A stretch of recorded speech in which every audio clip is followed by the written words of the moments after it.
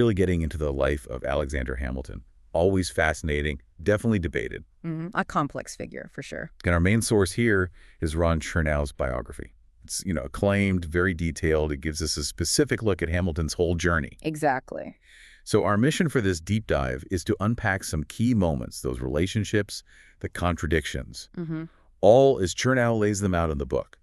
We're looking at how the text itself brings his story to life, using the details Chernow provides from the source material you gave us. Right. And Chernow's approach, it isn't just a simple timeline. He's really trying to get at the why. What drove Hamilton? What forces shaped him? And he starts somewhere maybe a bit surprising. Far from the battlefields we usually think of. Yeah, exactly. Far away. Okay, let's unpack this then. Chernow puts us right in the Caribbean, 18th century Nevis and St. Croix. And he paints this picture, not of sleepy islands, but, well, pretty intense places. Oh, absolutely. Crossroads, European rivalries, the sugar trade, which was huge, driven by tastes back in Europe, big money, big conflicts. And Chernow really emphasizes how Hamilton's, let's say, challenging start in this kind of volatile place was just fundamental. It shaped him. Definitely. The text gives details about his mother, Rachel. Describes her as bright, beautiful, strong-willed, too. Inheriting property, moving, maybe connecting with the Littons. And Chernow highlights a connection that feels, well, kind of poignant later on. His first cousin, Anne Lytton Benton. Right. The text points out that just before the duel, Hamilton actually said she was the person he felt under the greatest obligations to as a friend. Wow. Yeah, Chernow uses that detail, doesn't he, to show this sort of hidden layer of connection, gratitude maybe, contrasting with her later life, which the text says was really difficult, even though Hamilton tried to help out financially and legally. It adds depth. And the text also gives us a window into young Hamilton, the businessman. Oh, yeah. Chernow points to these revealing business letters.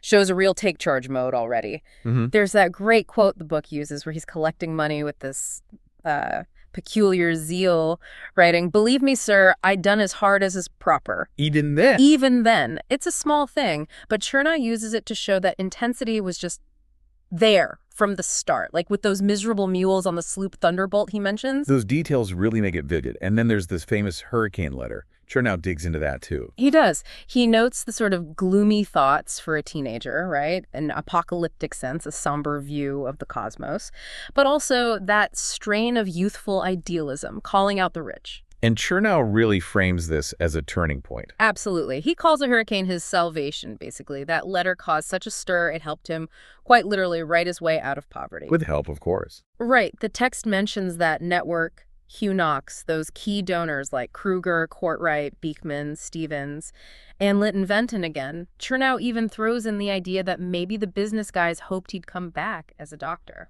So this Caribbean crucible, as Chernow presents it, really forged him. Then he gets to America, and the focus shifts. Education, the early revolution stuff. Yeah, the text covers his studies, Elizabethtown Academy, King's College, Yeah. soaking up Blackstone and Coke, the legal heavyweights, though he didn't actually graduate formally. And Chernow highlights this kind of clash at King's. Dr. Miles Cooper, the president. Right. Cooper apparently indulged Hamilton at first, but then, as the text says, was just appalled when Hamilton started hanging out with the Sons of Liberty. Cooper didn't hold back. No. Chernow quotes him calling them sons of licentiousness, faction, and confusion. It really shows Hamilton already moving towards that revolutionary buzz, away from the establishment. Chernow also brings in physical descriptions from friends, like Fisher Ames. The text details his strong and striking jaw, slim and elegant figure, the buoyant lightness in his walk, and his eyes deep azure, eminently beautiful, beaming intelligence. Chernow weaves these in, to give you a feel for his actual presence. Then the war starts. Artillery captain. Yeah, and the text mentions that awful accident, the cannon. Oh, right. Some soldiers were drunk, didn't sponge it properly. Exactly. Fatal consequences. Chernow notes Hamilton was crushed by the incident, sought a different command, a small but really significant moment of tragedy early in his military career, as presented in the text. Which leads him eventually to Washington's staff. Huge moment. He was only 22. Crucial. And Chernow's text details this deep admiration Hamilton had for Washington as a political leader, even if he sometimes doubted the military tactics.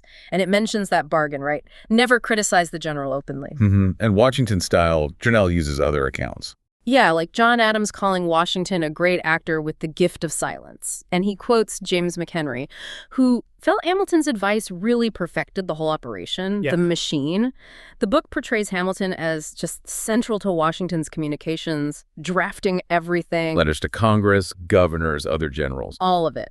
But the text also shows another side on staff, describes him as girl crazy and brimming with libido. Huh. Really? Yeah, flirtatious, almost giddy with women, wooing Catherine Livingston. It, makes him seem a bit more human, maybe. Definitely rounds him out. Chernow also focuses a lot on friendships. Lafayette, John Laurens. Big time. The text describes that brotherly affection with Lafayette and quotes Laurens praising Hamilton's openness, integrity, patriotism, and splendid gallantry. And their duel together. Yeah, Chernow notes that was Hamilton's first of many such affairs of honor. He uses it to highlight how common dueling was then. An incredible and scandalous point in the Army, the text says. It sets a pattern that, well, we know comes back later. Okay, let's shift to his personal life. The Schuylers. Right. Chernow emphasizes that especially happy relationship with his father-in-law, Philip Schuyler. The text even quotes Schuyler being delighted, calling Hamilton an amazing husband. And Eliza. How does the text portray her? With real warmth, I think. Beauty, frankness, tender heart, good sense. Those are the qualities Chernow highlights. He uses Hamilton's letters, urging her to read, to cultivate her gifts. Enable yourself to make the distinguished figure. Shays his expectations. So not just a background figure. Not at all. The text describes her running the household, teaching the kids. There's that lovely little detail Chernow includes from James Hamilton Jr. of her seated, cutting slices of bread and spreading them with butter. Simple, but telling. Yeah. And Chernow portrays her as having this good-natured submission to his career demands, being a sprightly presence at Martha Washington's tea parties. Supportive, but with her own presence. And then there's Eliza's sister, Angelica Church. Chernow paints her as quite the character. Oh, absolutely. Craving that high society life, but also, the text notes, longing for Eliza and Alexander back in America, wanting to pass with you the remainder of my days. She clearly admired Hamilton, know how much I love and admire him. Chernow suggests she was maybe a bit more worldly. Yeah, hints at that, acting as a go-between for Maria Causeway, those liberal views on extramarital escapades, and the text notes even Jefferson was entranced by her. It's a really complex web of relationships Chernow details there. Okay, so post-war, the nation's struggling. Chernow shifts focus to the Articles of Confederation. Right, and his text argues Hamilton saw them as just, completely inadequate. A ramshackle confederacy, he called it. Not up to the job of war or keeping the Union together afterwards. In this period around Washington, it fostered a different view. That's what Chernow suggests, that a sense of national unity started seeping in among those guys. And Hamilton came to see building that stronger union as his crowning enterprise, pushed for a convention early on. And the Constitutional Convention itself.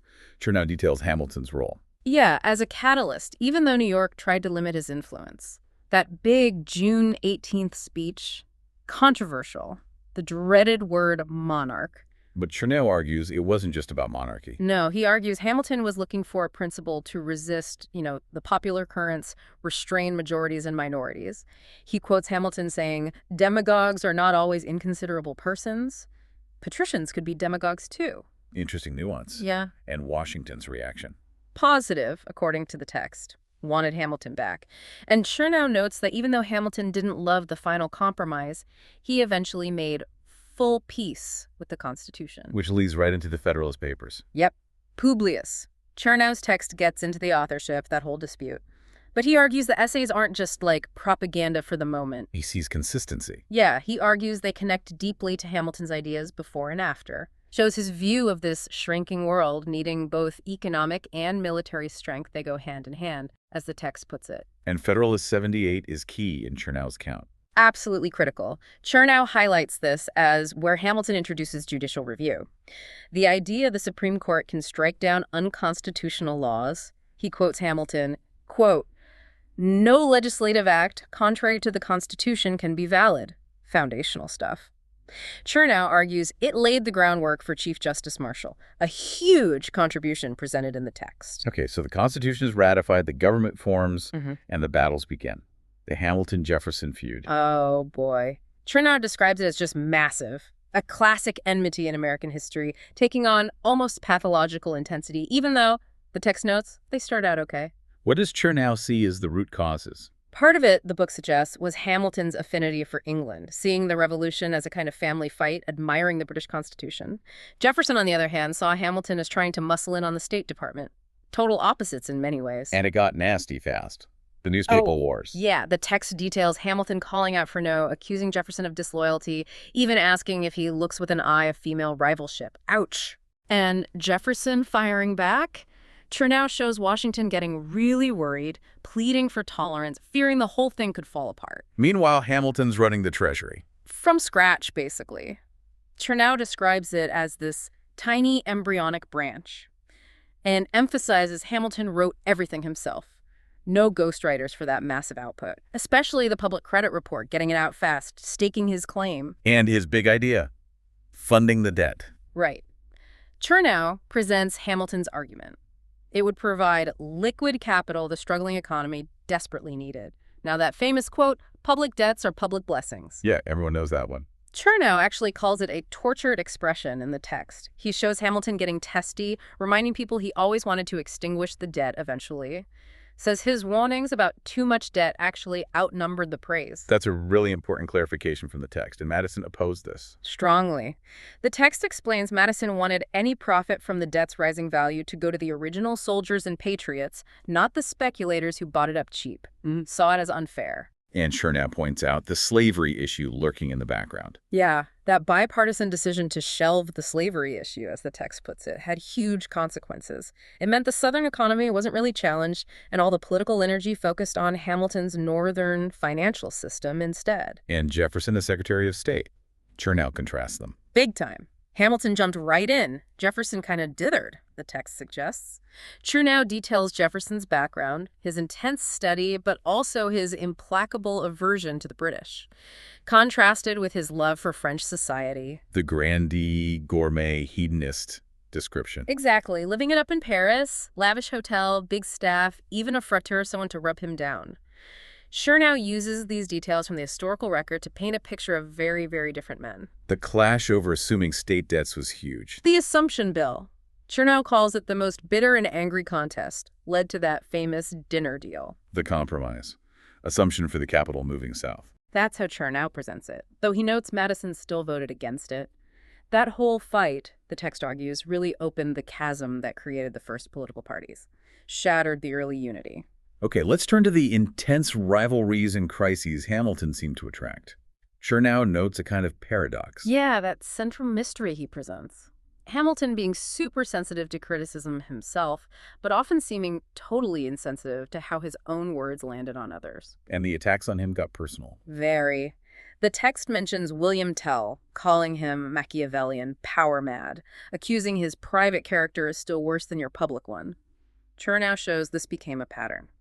Attack the man when you can't beat his arguments. Like in that 1792 New York governor race. Whoa, yeah. Special venom, the text calls it. Chernow notes the Clintonians went after his foreign birth, supposedly mixed race, illegitimacy, anything to chop him down to size. Really nasty stuff. Which all kind of feeds into the Reynolds affair exposure. Right. Chernow recounts it vividly. The rumors, Klingman's hints, then Hamilton's meeting with Reynolds. The text describes him as extremely agitated, walking backward and forward, striking his forehead and thigh, saying he had enemies, ready to meet them. Chernow says that agitation was typical Hamilton under stress. Yeah, he points that out. But the real bombshell in Chernow's account is Monroe's role later. How so? Well, Monroe met with Hamilton about it initially, but later Chernow explains a memo Monroe was involved with got published by Calendar, suggesting the affair was just a cover-up for financial misdeeds at Treasury. Implying Hamilton lied about the affair. Or at least, Chernow argues, Monroe seemed to give that idea tacit credence, didn't deny it strongly. The text recounts Hamilton demanding Monroe repudiate Calendar. Monroe refused, saying the matter ought to be buried. Leading to the pamphlet. Exactly. Hamilton felt he had to write the Reynolds pamphlet, lay out all the sordid details himself. Chernow describes Eliza reading it, fainting, their son deeply disturbed. It shows the immense personal cost. And that final chilling detail about Eliza and Monroe years later. Decades later, Monroe tries to smooth things over, visits Eliza. And Chernow quotes her response, sent via a messenger. Mrs. Hamilton has nothing to say to Mr. Monroe. Ice cold. Shows the depth of that wound as Chernow presents it. Wow. Switching gears slightly, Chernow also covers Hamilton's reaction to the French Revolution. He was horrified. The text quotes him talking about streets literally red with blood. He contrasts the American Revolution, a free, regular, and deliberate act, a revolution written in parchment, with what he saw as French licentiousness. And this shaped his foreign policy views. Absolutely. Chernow's text presents him arguing for neutrality because the U.S. was too weak, too divided. He backed Washington against Citizen Genet's provocations, wanting that ship, La Petite Démocratie, sent away. Chernow frames it as a key moment. Washington shows Hamilton's caution over Jefferson's pro-French stance. Okay, moving toward the end, the election of 1800. Jefferson and Burr tie. Huge drama. Massive. And Chernow really puts Hamilton at the center of the resolution. Federalists were thinking maybe Burr is better than Jefferson. But Hamilton said no. Vehemently. The text emphasizes his fierce opposition, calling Burr profoundly immoral, lacking principles, more dangerous than Jefferson. He argued Jefferson was the less dangerous option, would allow time for things to cool down. So Chernow argues Hamilton's intervention was decisive. Yeah, the text presents it as key, putting principle, his view of Burr's character, above party loyalty. Then Burr tries that comeback in 1804, running for NY governor. Against Hamilton's faction. More conflict. Right. Chernow describes Burr being hypersensitive to the attacks flying around, and notes that Burr's supporters blamed Hamilton for ruining his career. The stage was set. For the duel, Chernow doesn't see it's just one insult. No, the text talks about accumulative insults. The Cooper letter was just the trigger. Burr's demand for an explanation was basically signaling an affair of honor was coming. And Hamilton felt trapped. That's how Chernow portrays his internal conflict. His whole life pointed towards confronting insults, not backing down. Yet the text notes he developed this principled aversion to dueling, especially after his son Philip died in one. It even denounced it publicly. Yeah, in the Croswell case called it interdicted by the laws of God and man. But Chernow suggests he felt compelled maybe by public opinion, societal pressure, to go through with it against his own wishes. The text details the preparations. Making his will, worried about debts, creditors. Chernow includes the tense back and forth with Burr's second, Van Ness. Hamilton trying to delay Van Ness, seeing him agitated, walking backward and forward. Burr felt Hamilton was just being evasive. And the duel itself. Yeah. July 11th, 1804. Weehawken. Chernow draws on the second's accounts. Pendleton, Hamilton's second, insisted Burr fired first, and Hamilton's shot was involuntary, just a spasm from the mortal wound. Hamilton knew instantly. Yeah, the text quotes him, "I was a dead man the moment I fell." Tragic. Chernow describes the funeral as incredibly emotional. A most solemn scene, the text says. Nearly everyone weeping, even the rabble of boys and Negroes. Gouverneur Morris gave the oration. Just immense public grief. And Burr's reaction. Chernow presents conflicting accounts. Right. Some reports of bloodless composure, even dark humor. Others, via Van Ness, insist Burr showed only regret and displeasure. Chernow also notes Burr's immediate financial worries, asking Van Ness, "Can you aid me?" and his complicated personal life continuing. It paints a complex picture of Burr, too. Finally, Chernow gives a lot of attention to Eliza's legacy. He really does, and it's powerful. The text highlights her resilience, her fierce, unending loyalty, argues it shows the marriage, despite everything, was rewarding for her, calls her heart forgiving. Even after everything. Yeah, believing God had a design. She called Hamilton her beloved, sainted husband. But that loyalty had limits, as we saw with Monroe. That refusal to see him. Decades later, Mrs. Hamilton has nothing to say to Mr. Monroe. Chernow uses that to show the depth of her feeling, her unwavering defense of Hamilton's honor. And Chernow pushes back on the image of her as just broken. Absolutely. The text argues against depictions of her as just weeping. It portrays her as a woman of towering strength and integrity, consecrating her long widowhood to helping others, widows, orphans, poor children. Her work with the orphanage. Central to his portrayal of her later life, mainstay of the board, deputy director, using her pitying, loving nature blended with a rare sense of justice for those kids. Cornerstone laying in 1807. Tireless work. A different kind of strength. Exactly. Chernow closes her story, noting she treasured that inscription from Hamilton, "I heal all wounds but those which love hath made," but argues in the text that her wounds never really healed. She lives to 97, sees the Union Hamilton fought for gravely imperiled. A very poignant connection Chernow makes there. And just to give a peek behind Chernow's process, as mentioned in the text itself, he talks in the acknowledgments about specific discoveries, like finding Hamilton's early journalism. Right, for the Royal Danish American Gazette at the Wim Library in St. Croix. Exactly. And Chernow says that helped him grasp Hamilton's writing roots. He thanks people who helped him understand the Caribbean context, showing how that deep dive into those sources informed the insights in this book we're discussing. Yeah, it really shows how that close reading of the raw materials builds the analysis, doesn't it? It does. So what does this all mean? We've taken this deep dive into specific moments, specific insights that Chernow draws directly from the source material.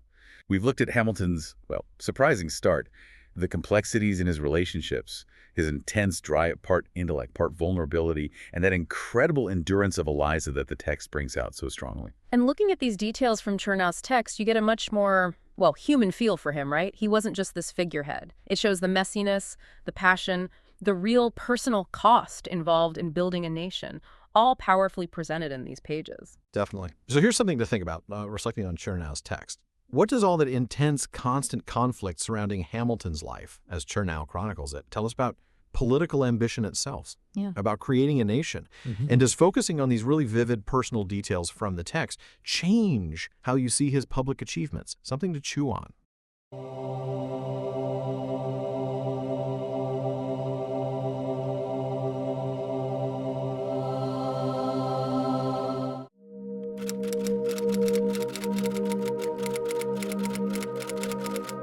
We're diving straight into the pages, into the words of Barack Obama's memoir, A Promised Land. Yeah, exactly.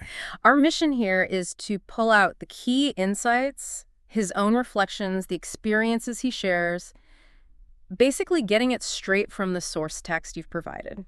We'll look at his formative years, that, incredible climb to the presidency, and then the huge challenges he faced right off the bat, always sticking close to the text. And what's really fascinating looking at the text is how he connects the personal docs with these massive political events. Right. You get the self-doubt, the family moments, and how they weave into, say, a global crisis or a big policy fight. It helps understand the why behind it all, using his actual language and stories. Okay, sounds good. Let's unpack the pages then and dive right in. So, Section 1, let's talk about those deep roots, his early years. The text makes it really clear how much his mother, Anne Dunham, influenced him. Oh, absolutely. He mentions her asking, which kind of person do you want to be? And her view that, the world is complicated, Bar. That's why it's interesting. And it wasn't just talk. The text shows her values were lived out, like on a smaller canvas, setting up micro-lending, marrying outside her race. Practical stuff. Yeah, practical stuff that wasn't common back then. Exactly. And that seems to have given him this skepticism of rigid ideas, platforms, doctrines, absolutes, as he puts it, a preference for seeing values in action on the ground. That tension between the big vision and the small steps. Yeah, that's a theme you see running through. He also writes about being young in New York and feeling his big ideas for a better world were, fanciful and far-fetched, especially in the gray light of a Manhattan winter. He even calls himself a young Walter Mitty, or a Don Quixote with no Sancho Panza. That's quite the image. It is. He seems very self-aware, even then, about the absurdity of my vision sometimes. Right, and the gap between those ambitions and what he was actually doing. That humility, I think, is pretty striking throughout the text. Then comes Chicago. Those community organizing years, he's clear the victories were small and transitory, but he flat out says, the city changed the arc of my life. Definitely transformative. He brings up Harold Washington, the mayor, struggling with that divided city council, how they just wouldn't budge. And it took external pressure, right? Yeah. The text mentions a federal court redrawing the district map because it was gerrymandered to finally break that deadlock. Yeah. It just shows how tough political change is, how deep that tribal and raw opposition can be. Sometimes you need that outside force. And on a personal note, he shares Michelle's observation about him. Oh, yeah. Have you ever noticed that if there's a hard way and an easy way, you choose the hard way every time? Huh. That sounds about right, given the path he took. And they got married not long after October 92. Okay, so moving on. That drive takes him into politics. He decides to run for state senator. Not exactly glamorous. No, he describes Springfield as pretty rough and tumble. Yeah. Old-style pork barreling, log rolling, payola, all that stuff. He knew it, but he felt, you gotta start somewhere and pay my dues. Plus, the schedule let him keep teaching law. Which shows that pragmatism again. Starting in the messy middle, The art of the possible, even at that level. You got to get your hands dirty sometimes. But the text is really honest about the strain on his family. Michelle telling him straight up, "This isn't what I signed up for, Barack. I feel like I'm doing it all by myself." Wow, that's direct. Yeah. And he admits he felt he was falling short, trying to juggle too much. It led to a quieter time, focusing on being a dad, even thinking about life after politics. That honesty about the trade-offs is powerful. It really grounds the political ambition in, well, human reality. The personal cost is right there in the text. But then, despite all that, he makes this huge leap, runs for the U.S. Senate, calls it sheer chutzpah himself. Especially after losing a previous race pretty badly. Right, but he says he felt this great clarity. Not that he would win, necessarily, but that he could win and make a real impact if he did. And crucially, he also decided, if this doesn't work. Yeah, it would be time to leave politics. That was the flip side. See, that's interesting. It's not just blind ambition. It's a calculated risk with a clear off-ramp. Pragmatic idealism, maybe. The campaign itself, he writes, started rough. Young staff, kids in their 20s. He felt his own performance early on was stiff and ineffectual. Learning curve. Big time. But he says losing to Bobby Rush before actually gave him a clear blueprint for upping my game with the media and connecting. So he learned from failure, Yeah. adapted. It wasn't just natural talent. Exactly. Which leads to that 2004 convention speech. He describes finding his cadence, that feeling, that current of emotion that passes back and forth between you and the crowd. Yeah, tapping into something bigger. That connection was obviously key. And that connection gets tested on the biggest stage. He announces for president February 2007, chooses Springfield again, same spot as Lincoln's House Divided speech. Powerful symbolism right there. And the crowd. He notes, more than 15,000 people showed up, even though it was freezing, like low teens, all in a festive mood. That just signals right away, this isn't a normal campaign. The setting, the weather, the crowd size, it felt different from the start. Behind the scenes, he talks about finding relief with his close aides, Reggie, Marvin, Gibbs, just being one of the guys. Yeah, needing that escape. But even then, Gibbs tells him he needs to smile more, be that happy warrior. Ah, the performative aspect of campaigning. Totally. And he has this big realization at a healthcare forum. He writes, people were moved by emotion, not facts, or at least not just facts. He saw that the most effective debate answers often aim to evoke an emotion, not just explain policy. His goal became trying to perform while still speaking the truth, trying to link reason and emotion. That's a really candid look at political communication. How do you inspire people, but also ground it in sound policy? It's a constant balancing act he describes trying to walk. Then Iowa. That victory was just stunning, seismic, he calls it. A real breakthrough. He describes the campaign feeling like family. Michelle getting nicknamed the closer because she was so good at getting people committed. Oh, good one. And he recounts this moment after the win, wiping away tears, thinking of his mom, feeling like he'd found that community he was looking for. It really shows the power of that grassroots energy, that personal connection. It wasn't just about ads or endorsements. It was about people feeling seen, feeling part of something. But from Iowa, things got tougher. South Carolina primary, he calls it a brawl, full of old-style politics and heavy with racial history. Yeah, that history is always just below the surface, isn't it? He mentions how Bill Clinton's fairy tale comment landed badly with black folks, stirred up old sensitivities. It shows how easily things can be interpreted through that racial lens, intended or not.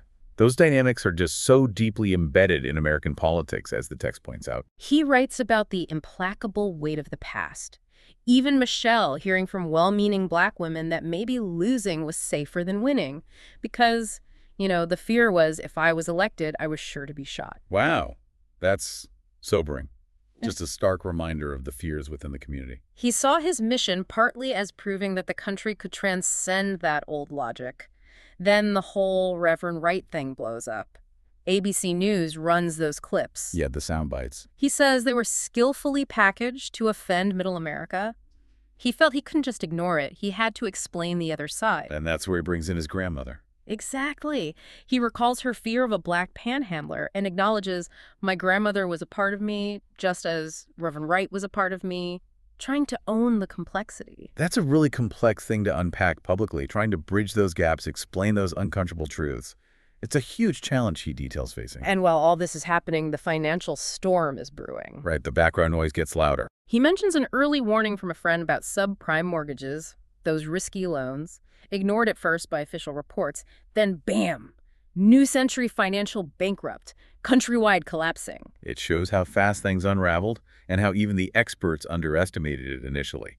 Suddenly, the campaign has this massive new crisis to deal with. Amidst that, he takes a stand against the gas tax holiday idea. Which was politically popular, right? Yeah, but he argued it wouldn't really help consumers, just boost gas station profits. He let his team use that stance to show he'd be straight with voters. A calculated risk, using a policy point to define his character against political posturing. Then, as the crisis deepens, he decides he has to act like one, like a president. Do whatever's needed, regardless of the politics. Which contrasted sharply with McCain's comment. Right, the fundamentals of the economy are strong line, just as Lehman Brothers collapsed. Bad timing. Obama recounts meeting President Bush, this elaborate charade, but Bush apparently found him straightforward, disarming, and self-deprecating. So even as a candidate, he's projecting stability, trying to step into that presidential role during a crisis. That's a key moment the text highlights. Okay, so he wins. Steps into power, part 4. He talks about adjusting to the White House. Calls it a little disconcerting. I can imagine. Worried about the girls getting too coddled. Mentions his mother-in-law wanting to do her own laundry. Little human details. Grounding details, yeah. And he notices the resident staff, mostly Black, Latino, Asian Americans, seeing them as vestiges of an earlier time. That really humanizes the transition, shows the personal adjustments, but also those historical layers right there in the daily life of the place. Then, forming the government. A massive task, relying on just a handful of people as his core team initially. Building the plane while flying it. He specifically discusses keeping Robert Gates on as Secretary of Defense. Different backgrounds. Gates oversaw the Iraq surge, but Obama valued his focus on Afghanistan and his experience. That's pure pragmatism. Putting expertise and stability, especially during wartime, ahead of political alignment. A significant choice. Tackling the economy, they embraced Keynesian ideas. Government as the spender of last resort, like FDR's New Deal. Big government intervention. But he knew selling the stimulus package would be tough. It wasn't real sexy, worried about that adverse feedback loop if they didn't act fast enough. Still, he felt energized by the team he'd put together. It really highlights that tension. Yeah. What's economically necessary versus what's easy to explain or popular. Communicating complex stuff like stimulus during a panic is incredibly hard. He writes about the AIG bonuses mess, calls the situation a joke. People were furious. Right. He tells his team, people don't need my prompting to be angry. We're the only ones standing between you and the pitchforks. Wow. Captures the pressure cooker environment. And with the auto bailout, he admits muttering, why Detroit can't make a damn Corolla. But he insisted it wasn't just about money. They needed real reorganization. So not just bailouts, but pushing for actual change in the industry, a focus on the long term, even in crisis mode. Politically, the landscape he describes is stark. The big sort, people living in politically homogenous areas, was almost complete. House Republicans, leaning further right than any in modern history, unwilling to compromise. That sets the stage for a lot of the battles to come. Deep, entrenched partisanship. Yet he still pushed for Republican outreach, told his team, make a serious effort, even though Democrats were warning him they're looking to break you. So why do it? His thinking, according to the text, either they'd get some bipartisan wins, or at least it would show voters who was to blame for Washington's dysfunction. Strategic bipartisanship. It's an olive branch, but also a way to draw lines and assign responsibility if it fails. Very calculated. And to stay connected outside the bubble, he insisted on reading 10 constituent letters every night. Really? 10 every night? Yeah, calls it an IV drip from the real world, an everyday reminder of his responsibility. Wanted a real cross-section, not just the positive stuff. That's a conscious effort to fight isolation. You hear about the presidential bubble, and this seems like a deliberate way to puncture it, to stay grounded in people's actual lives. He reflects on the mortgage crisis, Rick Santelli's famous Tea Party rant about bailing out losers. Yeah, that tapped into a lot of anger. Obama saw a sideways truth in it, but reflected that demands on government had changed. It wasn't just about property rights anymore, it included a social safety net. And he concludes that thought by saying his goal wasn't to fan anger, but to rebuild trust, not just in the government, but in one another. That's a profound point about this shifting social contract, and it frames his overarching goal beyond just fixing the economy, trying to restore that sense of shared purpose and trust. Okay, last big section, foreign policy. The global stage. He starts with Afghanistan, inherited a situation with lack of a coherent U.S. strategy. And the irony wasn't lost on him. Right. Running as an anti-war candidate, but ending up sending more troops initially. He describes visiting wounded soldiers at Bethesda and Walter Reed, the human cost. It underscores those incredibly tough commander-in-chief decisions. Often you have to do things that go against your previous instincts or campaign promises. The reality on the ground dictates things. He talks about the London G20 summit trying to get global cooperation on the recession, recognizing the U.S. couldn't be the only economic engine anymore. A shift towards shared responsibility, needing other countries to stimulate their economies too. Yeah, pushing for a coordinated, swift, and aggressive joint response. It highlights just how interconnected everything was.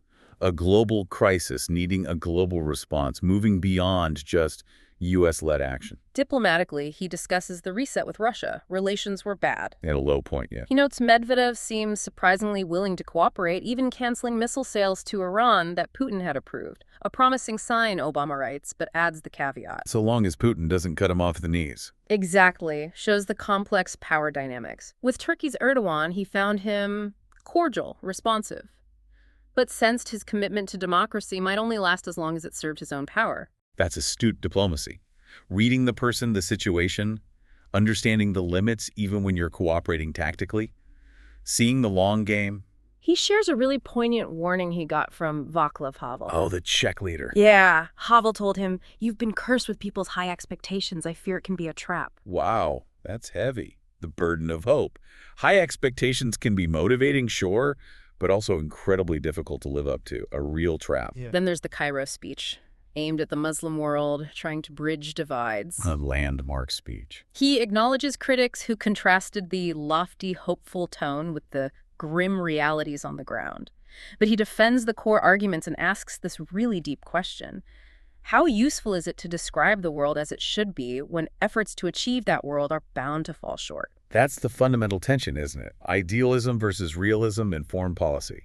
How much do you preach aspiration versus dealing with the messy world as it is? He even mentions finding a carving, like a cartoon of himself, in an ancient Egyptian temple, a weird, grounding moment. Huh? History comes full circle in unexpected ways. And speaking of messy realities, he quotes his aide Dennis McDonough's blunt take on foreign policy inheritance. Oh. Open any White House drawer and you'll find another turd sandwich. Okay, vivid. But it gets the point across, right? Inheriting problems, bad strategies, just the sheer volume of difficult issues landing on your desk. On China, he notes the brazenness of Chinese intelligence, tells that funny story about Gary Locke finding guys going through his papers. Yikes. But humorous. But he also expresses a nuanced view, acknowledges China lifting millions from poverty as a towering human achievement, believed a chaotic and impoverished China was actually a bigger threat. So balancing the security concerns with the economic realities and the potential dangers of instability, that's the tightrope walk with China. And that leads to the pivot to Asia. Not about containing China, he insists, but strengthening ties with other Asian nations, reinforcing international law, attending ASEAN, even with Myanmar there, which past presidents skipped. A clear strategic shift, prioritizing engagement across the region, trying to build a different kind of framework than just confrontation. And finally, the text builds to the bin Laden raid. He describes the tension, playing golf that day just to seem normal. The pressure must have been immense. Absolutely. And the intense relief he felt, getting that thumbs up from Michelle afterwards. Then he reflects on the presidency itself, living on that knife's edge between perceived success and potential catastrophe. Where one mistake can undo everything. Yeah. And he connects it back to deeper beliefs, mentioning Gandhi's satyagraha, devotion to truth, the power of nonviolence. It shows even in these huge, high-stakes military decisions, those core principles are still there, informing his perspective. It's a really powerful closing reflection in that section. So wrapping this up, what does drilling down into the text like this mean for you listening? We've seen, through his own words, how this journey was just a constant back and forth, personal ideals meeting hard political realities. And it leaves us with that big question he himself raises, right? How do you, whether you're a leader or just anyone, try to talk about the world as it should be, knowing that the efforts to get there will always inevitably fall short. How do you navigate that gap? It is a really powerful thought from the text. Maybe the biggest takeaway is just that ongoing struggle he describes, trying to build trust. Not just in government, but trust in each other. Yeah. So the question we leave you with to mull over is, how do we keep working on that, fostering that common humanity, that shared purpose? How do we refuse to give up on making things better, even when history keeps throwing up that cycle of fear, hunger, and conflict?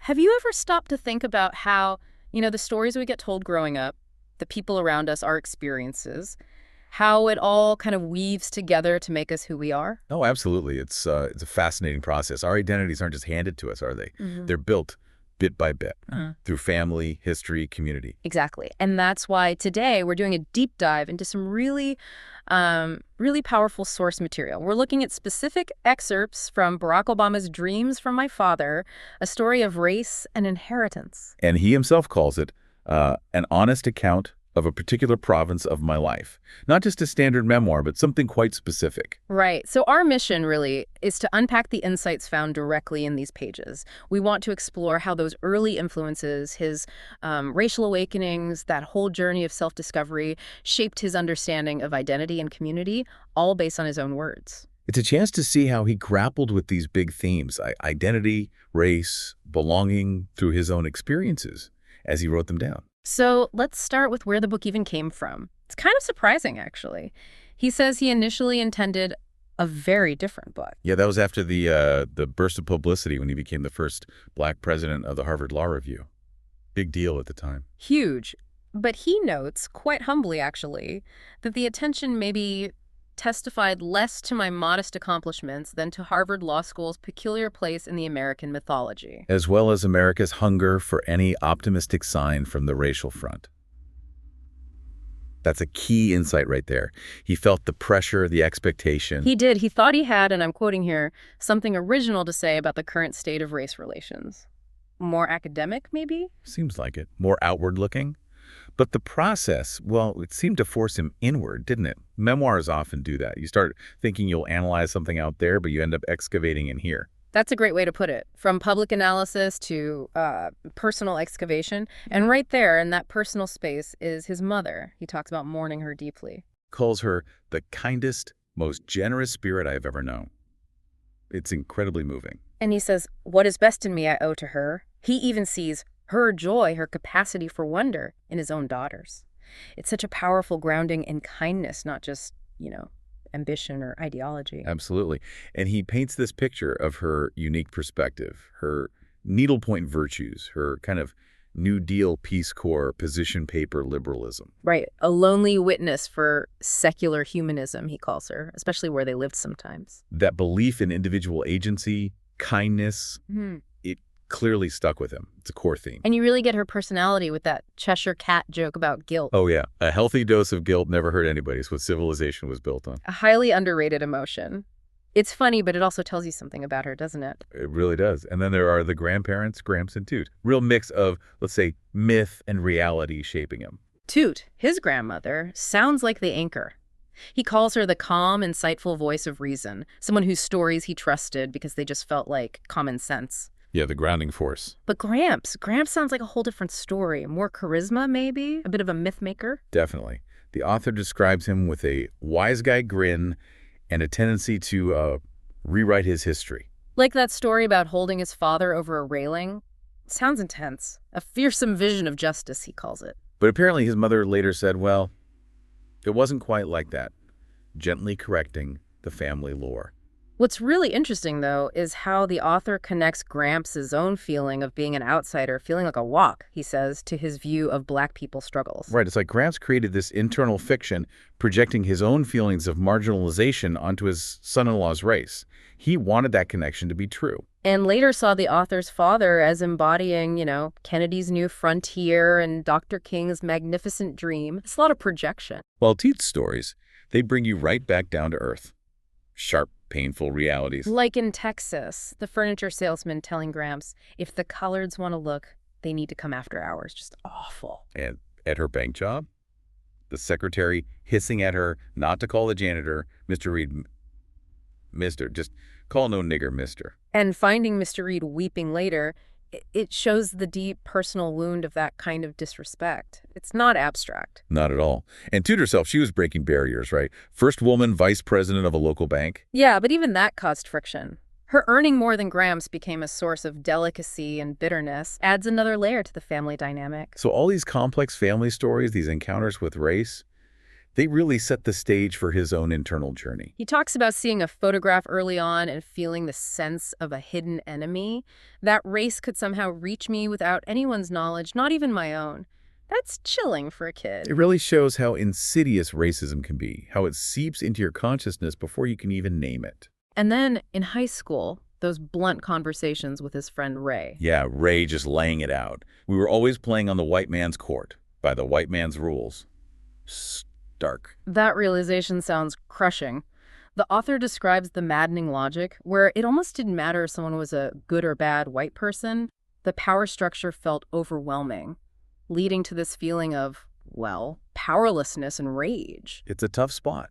And you see him drawn to Malcolm X, the repeated acts of self-creation, that unadorned insistence on respect. There's an appeal there. But he couldn't fully embrace it, could he? He mentions Malcolm's wish to expunge white blood, but knew his own white blood would never recede into mere abstraction. Exactly. That's the core conflict. He couldn't just pick a side. His identity was inherently mixed, inherently complex. He had to wrestle with that. So how did that wrestling match continue when he moved to Indonesia with Lolo, his stepfather? Ah, yes, Indonesia. A very different environment. Lolo taught him the world was violent, unpredictable, and often cruel. Very pragmatic. Direct advice, too.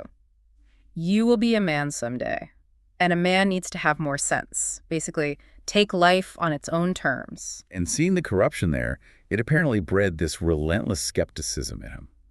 Suddenly, his mother's idealism, her needlepoint virtues, started to seem, well, impractical against that backdrop. Real world hitting hard. Definitely challenging that inherited worldview. And that skepticism, or maybe weariness, seems to carry into his high school years back in the States. He talks about putting books aside, learning the trick of not caring that it hurts. Sounds like teenage disillusionment, but amplified, right? That feeling of being tired of trying to untangle a mess that wasn't of my making? Very relatable, yet so specific to his situation. And then at Occidental College, he discovers this well-kept secret about Black people. That most of us weren't interested in revolt, that most of us were tired of thinking about race all the time. That's fascinating. It cuts against stereotypes, doesn't it? This deep desire for just peace, for normalcy. It does. And it all seems to come to a head at that student rally he mentions. Oh, right, where he gives a speech, but his voice barely carried. He felt it was a farce, like a school play. And then tells his friend Regina flat out, I've decided I've got no business speaking for Black folks. Wow. That's a really significant moment of doubt, a feeling inadequate. A real crisis of purpose, maybe? But that reluctance, that feeling of inadequacy, it actually seems to push him towards something different. Not speaking for people in the abstract, but working with them. Which leads him eventually to Chicago. But first, New York, working in a big corporation. Right. Feeling like a spy behind enemy lines, he says, often the only Black man. Observing the city's polarization almost like a force of nature. And getting pulled in different directions, advice-wise. Oh, completely. You had the Black secretarial pool seeing his potential to maybe run the company someday, go the corporate route. Then Ike, the security guard, saying basically, forget about this organizing business, make some money. Practical, but different advice. Totally. And then you have the corporate civil rights director saying, protest and pickets won't cut it anymore. It's all about public-private partnerships. So corporate ladder, grassroots organizing, pragmatic money-making, establishment partnerships, lots of voices telling him what success looks like. Exactly. No easy answers. Yeah. Which probably pushed him to find his own way, to listen differently. Like in Smitty's barbershop in Chicago, he paints such a vivid picture of that. Yeah, the familiar barbershop banter, the conversations intimate and anonymous, a space where men could just be, where they agreed to leave their troubles outside. Kind of sanctuary. Seems like it. A place to hear unfiltered truths. And he also picked up on this disquiet among older Black residents. Worries about decay, crime, kids leaving or getting into trouble. And that poignant question they weren't asking themselves. What it is that we've done to make so many children's hearts so hard. A real call for introspection. Which brings us to Altgeld Gardens, a key part of the story. Described as a dump, yeah, but also a place to house poor blacks, yet still holding this lingering idea of home. That enduring need for belonging, even in tough circumstances. But organizing there was hard work. Marty's advice sounds pretty brutal. If you're going to do this work, Barack, you've got to stop worrying about whether people like you. They won't. Oh, tough love. Necessary, maybe? Change isn't about being liked. But he finds these incredible women there, Linda, Bernadette, Sadie, with quiet ambition. Yeah, dreams of bright white kitchens and hardwood floors, swimming lessons, ballet for the kids. Very real human aspirations, not abstract politics. And Sadie's transformation is amazing. From being scared to talk on TV. To standing up and saying, we don't need donuts, we need answers. That's so direct. So powerful. It cuts right through the noise. And it worked. They got a victory with the Chicago Housing Authority, the CHA. He writes that Sadie's small, honest step had broken into a reservoir of hope. Allowing people in Altgeld to reclaim a power they had had all along. That's the core of community organizing, isn't it? Helping people find their own power. It really is. And this whole experience, it seems to fundamentally shift his thinking about identity. How so? He realizes that notions of purity of race or of culture could no more serve as the basis for the typical Black American self-esteem than it could for mine. Purity wasn't the answer. It wasn't even possible for most people. So if not purity, then what? Where does that sense of self come from? From embracing the complexity. He says, our sense of wholeness would have to arise from something more fine than the bloodlines we'd inherited. It has to be rooted in all the messy, contradictory details of our experience. Accepting the messiness, the contradictions, not trying to simplify it. Exactly. And finding connection in shared struggle, like that moment in church he describes. Feeling tears, feeling faith, feeling carried this far by the community. It's a powerful spiritual grounding in that shared experience. That journey inward, grounded in community, then leads him outward again, doesn't it, to Kenya, to confront his father's side of the story, his ancestry. Right. And one of the first things he describes is just hearing his name recognized. Miss Amoro, knowing the name Obama. He says it gave him this sense of comfort, the firmness of identity that a name might provide, and then that had never happened before. My name belonged, and so I belonged. After feeling so often like he didn't quite fit anywhere, that must have been incredibly profound, just belonging through a name. But Kenya also brings new complexities. He learns about the big man system. Yeah, the idea that it's all about who are your relatives, who do you know? If you don't have connections, you can forget it. Which directly challenged his father's belief that education alone was the key, right? Shows how culture shapes opportunity. Absolutely. And he meets relatives who give him different windows onto Kenyan life, like Bernard wanting to be a man of action, like Rambo. And the author pushing him to, set goals, take some responsibility. Or, say, talking about male-female dynamics, how our men, we try to be strong, but our strength is often misplaced. These intimate family insights. And there are granny stories, going way back. Yeah, that oral history.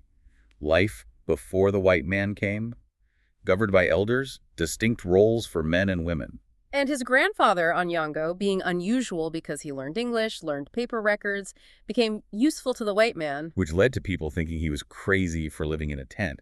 It shows how adapting to the new ways could seem strange within the old context. And those stories highlight the massive shifts after colonialism arrived.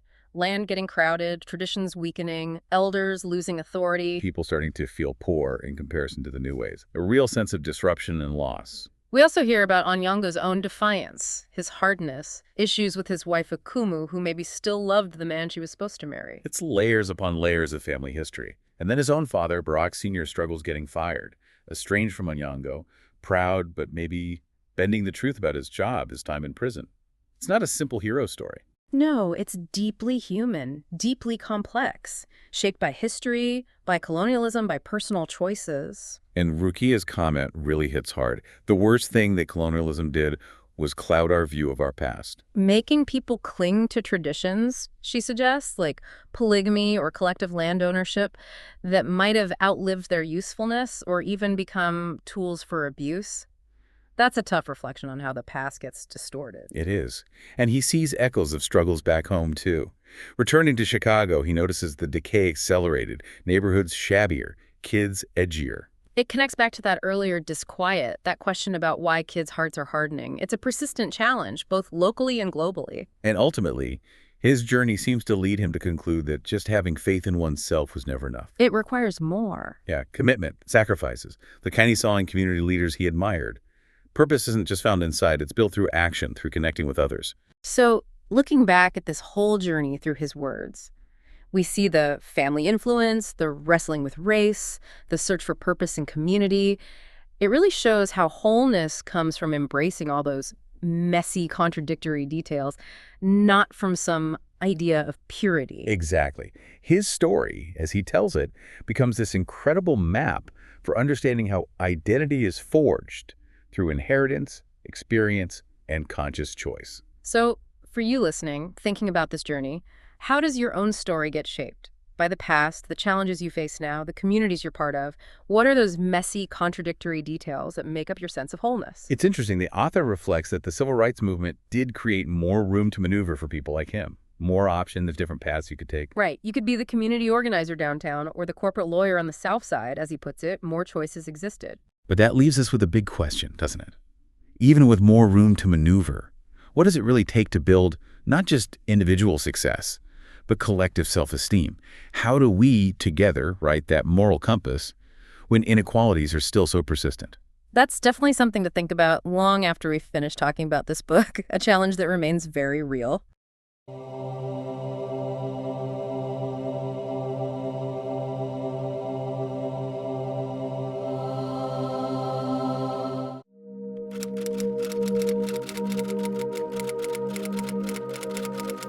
Welcome. So picture this. Yeah. You step off a plane and an airline employee comes right up to you, kind of excited. Okay. He tells you his stepfather served with your father, the father who died before you were even born, and really looked up to him. Wow. You ask for the number, right? You're hoping for this connection to someone you never knew, and you're just left waiting. Yeah, that's a really vivid image. It is, isn't it? And that's actually how our source material today, My Life by Bill Clinton, kicks off. It just pulls you right into this world of, well, personal longing and reflection. And that's exactly what we're doing today. We're diving straight into Bill Clinton's autobiography, My Life. Right. This isn't about, just retelling history. It's about exploring his own words, his personal take, the surprising details, and those experiences, he says, really shaped him. We're going right to the source. Exactly. We want to pull out the key insights directly from his account. Think of it as giving you a direct line to his origins, his motivations, the challenges he faced, all from his unique viewpoint. Yeah, and hopefully you'll get some of those aha moments, seeing how he himself connects his early life to his later actions and decisions. Okay, so let's get into it. Those formative years in Arkansas. Beyond that airport story, this search for his father is a theme, but then there's this really incredible thing he calls a precious gift. The letter from his mother. Yes, exactly. Written when she was just 23, only 3 weeks after his father died. And what's so powerful in the text is her determination. I mean, she talks about the heartbreak naturally. Of course. But then there's this incredible resolve. He quotes her directly saying, I am 6 months pregnant and the thought of our baby keeps me going and really gives me the whole world before me. Wow. Just incredible strength from his mother right from the start. Absolutely. It sets a certain tone for the whole narrative, really. It does. And then you read about his grandfather, Papa, running the grocery store. His mother told him how Papa never turned people away for groceries on credit. Right? Especially black customers who might have had unpaid bills. Mm-hmm.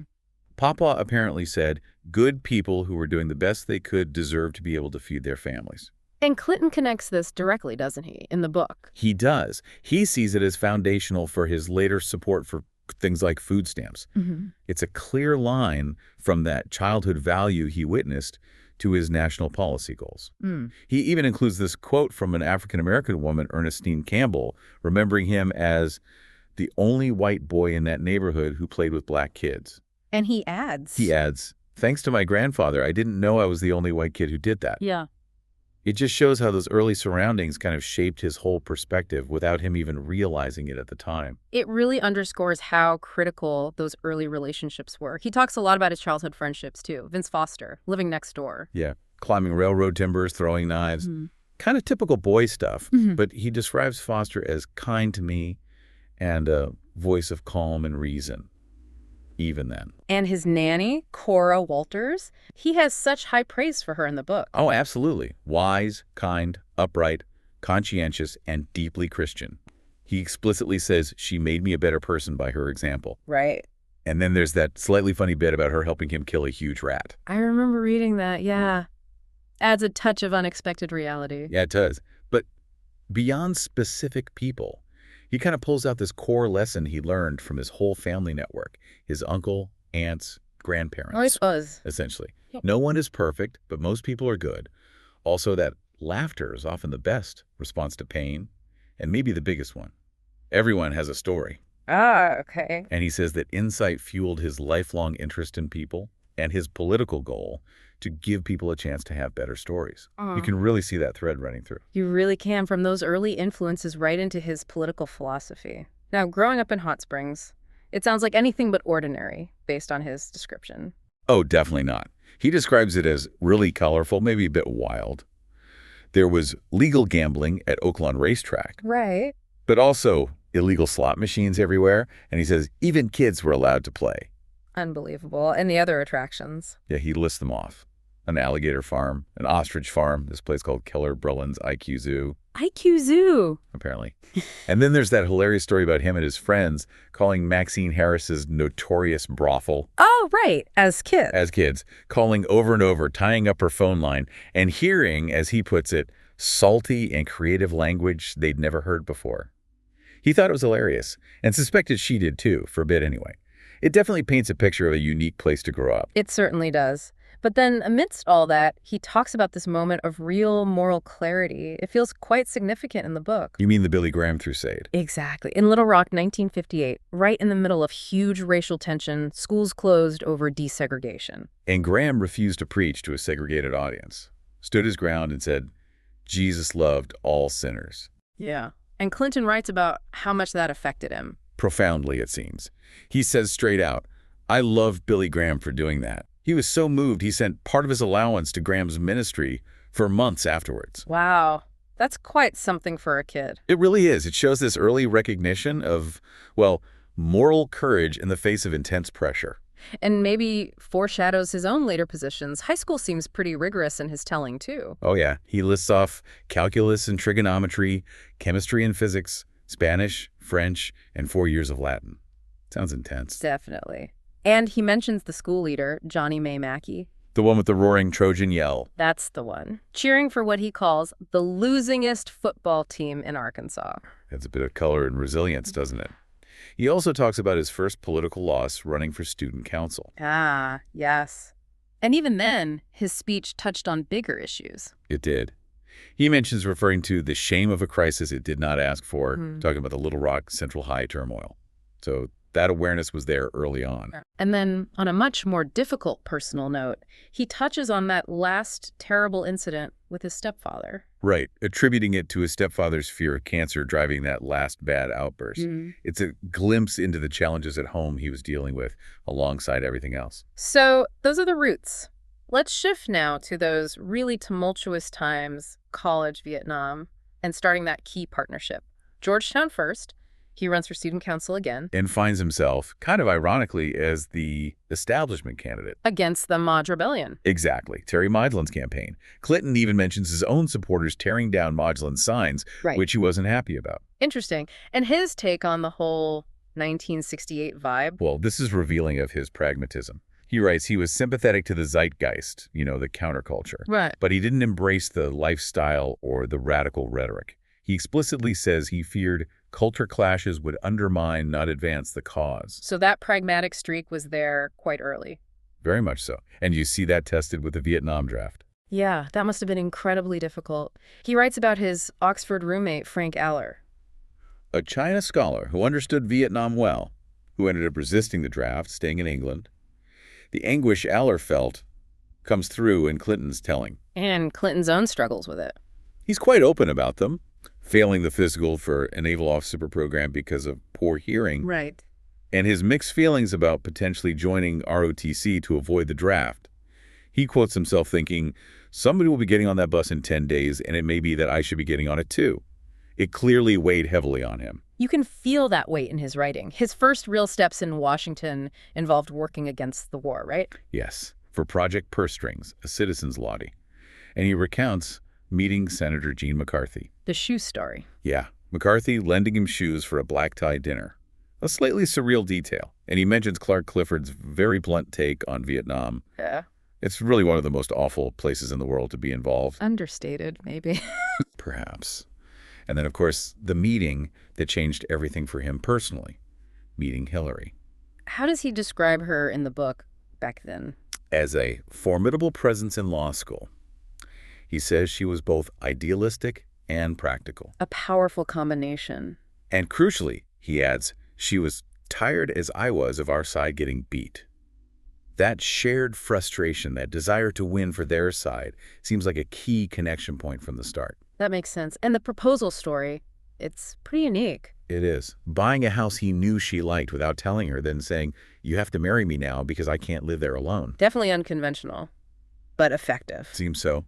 And speaking of law school, it's interesting how candid he is about failing those admiralty exams 5 times while he was off campaigning. He admits that. Oh, yeah. And the irony, which he points out, is that one student he passed, Susan Wright, She later became the judge. in the Paula Jones case. Okay. Exactly. Just one of those strange twists of fate he notes in the book. Wow. Okay, so foundational years covered, early decisions made. Let's look at his path towards the presidency. Setbacks, comebacks, the vision taking shape. He talks about running for governor against advice. Right. Senator McClellan flat out told him not to, called it a short trip to the political graveyard. But he ran anyway. Why does he say he did it? He writes, he was just excited by the prospect of what I could accomplish. It shows this real self-belief, maybe a touch of stubbornness, even when the experienced hands warned against it. That resilience again. And then a huge personal event that shaped policy later, Chelsea's birth. Absolutely. He directly connects Hillary taking 4 months of parental leave with inspiring his push for the Family and Medical Leave Act as president. His first bill signed, wasn't it? Yes. And he notes it benefited more than 35 million Americans. A clear link from personal experience to national impact, as he tells it. But then came the big shock, losing re-election as governor in 1980. Yeah, and he doesn't hold back in his self-analysis in the book. He lists the reasons. The Cubans issue at Fort Chaffee, the car tags fee increase, maybe too many young beards and out-of-staters on his staff, Hillary keeping her maiden name. A whole list of factors. And then that incredibly blunt feedback from his friend George Daniel. The famous line. Bill, the people thought you were an asshole. He puts it right there in the book. Ouch. Tough feedback. But Mac McClarty offered a different perspective. A deeper one, maybe. McClarty observed, according to Clinton, that he'd been preoccupied all year by the arrival of Chelsea, really focused on being a father, especially having not known his own. It adds a very human dimension to the political loss. It does. So the comeback, how did he approach that? He talks about working with Dick Morris and Tony Schwartz, who he describes as a famous expert in political media. Okay. Their focus was on how to influence both the thoughts and feelings of voters. And the key strategy, he writes, was to walk a fine line. Crucially, not telling voters they'd made a mistake electing someone else. Ah, interesting. Learning how to reconnect. Exactly. A real process of political recalibration described in the book. And back as governor, he focused on specific Arkansas initiatives. Yeah, economic development. He details creating the Development and Finance Authority and pushing public pension funds to invest a portion he aimed for at least 5% within Arkansas. What was the logic there? His reasoning, as he explains it, was that Arkansas was capital poor, so why export public money when there were good investment opportunities at home? Very practical, state-focused economics. Makes sense. So fast forward a bit, he starts thinking about a presidential run. By 1987, yes. He writes that he saw an opening for the Democrats and strongly felt the country had to change direction. And the new choice speech. That became central. Based on a lesson from his Georgetown professor, Carroll Quigley, he says it formed the blueprint for my campaign message, the core idea, the need to, quote, save the United States of America. Big ambition. Definitely. And that road to 92 wasn't smooth. He mentions navigating controversies. Like the Jennifer Flowers story hitting the tabloids. And he calls his admission about trying marijuana in England tacit but awkward. He addresses these things head-on in the narrative. But then there were the bus tours. That seemed like a turning point. Absolutely. He credits Susan Thomas's and David Wilhelm with the idea. The goal, he writes, was to bring us into small towns and rural areas never visited by presidential campaigns before. Getting that direct connection. Exactly. He shares stories of shaking hands with truckers, playing mini-golf. It was about embodying that idea that everyone has a story and really listening, connecting on a personal level. And in the debates, he took on President Bush directly. He did. That famous line about voodoo economics and forcefully defending Arkansas's turnaround, saying something like, "We're going in the right direction and this country's going in the wrong direction." Very direct comparison. Bold move. And election night. How does he describe that? Very emotionally. At the old State House, his favorite building in Arkansas, filled with history. He talks about his mother's tears of joy and his own hope that his father was somehow looking down on me with pride. You feel the weight of the moment in his description. A powerful culmination. Okay, let's shift to the presidency itself. Defining moments as he presents them in my life. First, setting up. He mentions resigning as governor swiftly, just 24 days short of breaking Orville Faubus's record for longevity. Then assembling the team. There was debate, like Tony Lade versus Sandy Berger for National Security Advisor. An FBI appointment. That had an interesting story. Louis Freeh, yeah. Clinton writes he chose Freeh, a Republican judge, largely because Freeh had been openly critical of the FBI's handling of the Waco raid. Freeh's line was, "They get paid to wait." Meaning they should have waited longer. Right. Clinton says he was impressed by Freeh's independence and willingness to speak, frankly, even critically, valued that directness. Interesting criterion. Then his first big push, the 1993 economic plan. He describes his first Oval Office address, talking about the jobless recovery and the debt having quadrupled. He called his plan simple arithmetic. What was the core principle? That more Americans must contribute today so that all Americans can do better tomorrow. And specifically, that the wealthy would pay most of the new taxes to reverse declining living standards. A very clear economic message.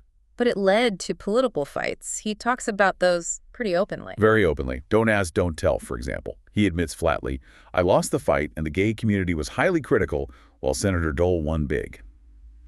No sugarcoating there. And welfare reform. He details his veto of the 1996 Republican bill, arguing it did too little to move people from welfare to work and too much to hurt poor people and their children. He contrasts it with the state waivers his administration had already granted, which he says were reducing welfare rolls effectively. So, presenting his alternative approach. Right. And he also mentions vetoing later Republican tax cuts that were based on projected surpluses. He insists he was actually far more conservative than they were about relying on projections, always coming back to what he calls the laws of arithmetic. Fascinating how he frames that. What about key foreign policy moments he highlights? Supporting Boris Yeltsin in Russia is a big one. He even includes Richard Nixon's advice that history would judge him more for what I did with Russia than for my economic policy. Nixon said that. Wow. Yeah. And he adds a touch of Yeltsin's personality, like Yeltsin telling the press after a summit, "You're a disaster," gives you a flavor of their interactions. In the Middle East. He recounts Yitzhak Rabin's reasoning for backing the Oslo talks. Rabin's realization, as Clinton describes it, was that holding occupied territory was no longer necessary to its security. And crucially, that keeping it without giving Palestinians the vote meant Israel would eventually stop being either a Jewish state or a democracy. Profound strategic thinking from Rabin's perspective, as presented by Clinton. That's a heavy calculation. He also addresses Somalia. Yes, the Black Hawk Down incident. He expresses clear personal regret, writing, "The larger implications of it should have been determined higher up." It reads as a direct admission of a command failure at some level. Acknowledging responsibility. He also mentions Northern Ireland. The Twin Tracks Initiative with George Mitchell, yes. And his visit to China, where he talks about engaging students on human rights while also pushing for China's entry into the WTO, balancing different priorities. And the Mexico bailout. He discusses the financial crisis and the debate around moral hazard regarding the $25 billion U.S. loan package. It shows his deep involvement in global economic crises. Back home, Oklahoma City bombing. How does he recount his response? He details urging all Americans, specifically mentioning radio talk show hosts, to weigh their words more carefully. He believes this contributed to a shift away from, as he puts it, uncritical condemnation in public discourse. Trying to influence the tone. Exactly. Then there were the investigation's whitewater. He expresses a lot of frustration in the book. With Kenneth Starr. Yes, with Starr's perceived conflicts of interest. And he mentions this RTC report, Resolution Trust Corporation, that he says secretly found innocent, him and Hillary on the land deal, but got buried by the media.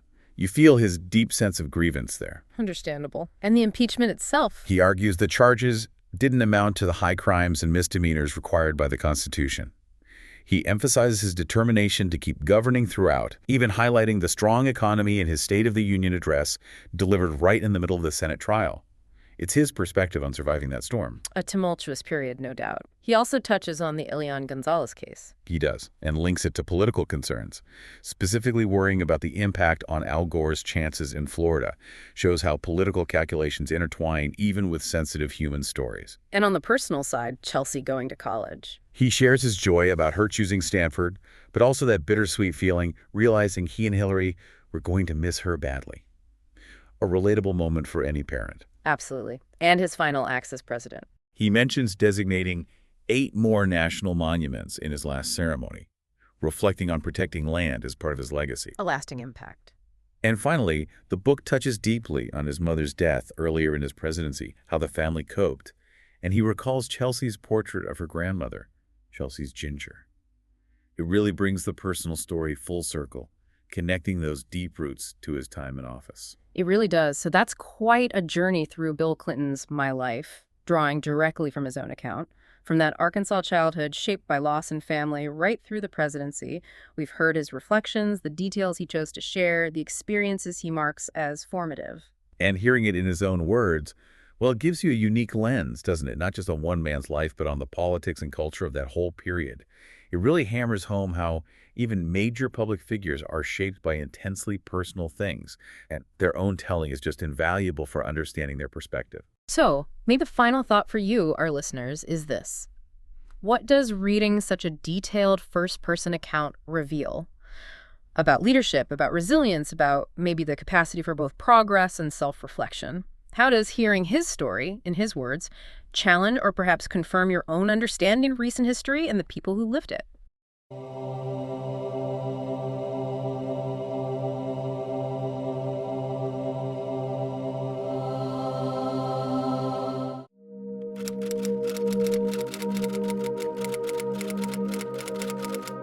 I believe it is important to share my perspective, the truth, especially in these times of division and uncertainty. As a private person who has often been the subject of public scrutiny and misrepresentation, I feel a responsibility to set the record straight and to provide the actual account of my experiences.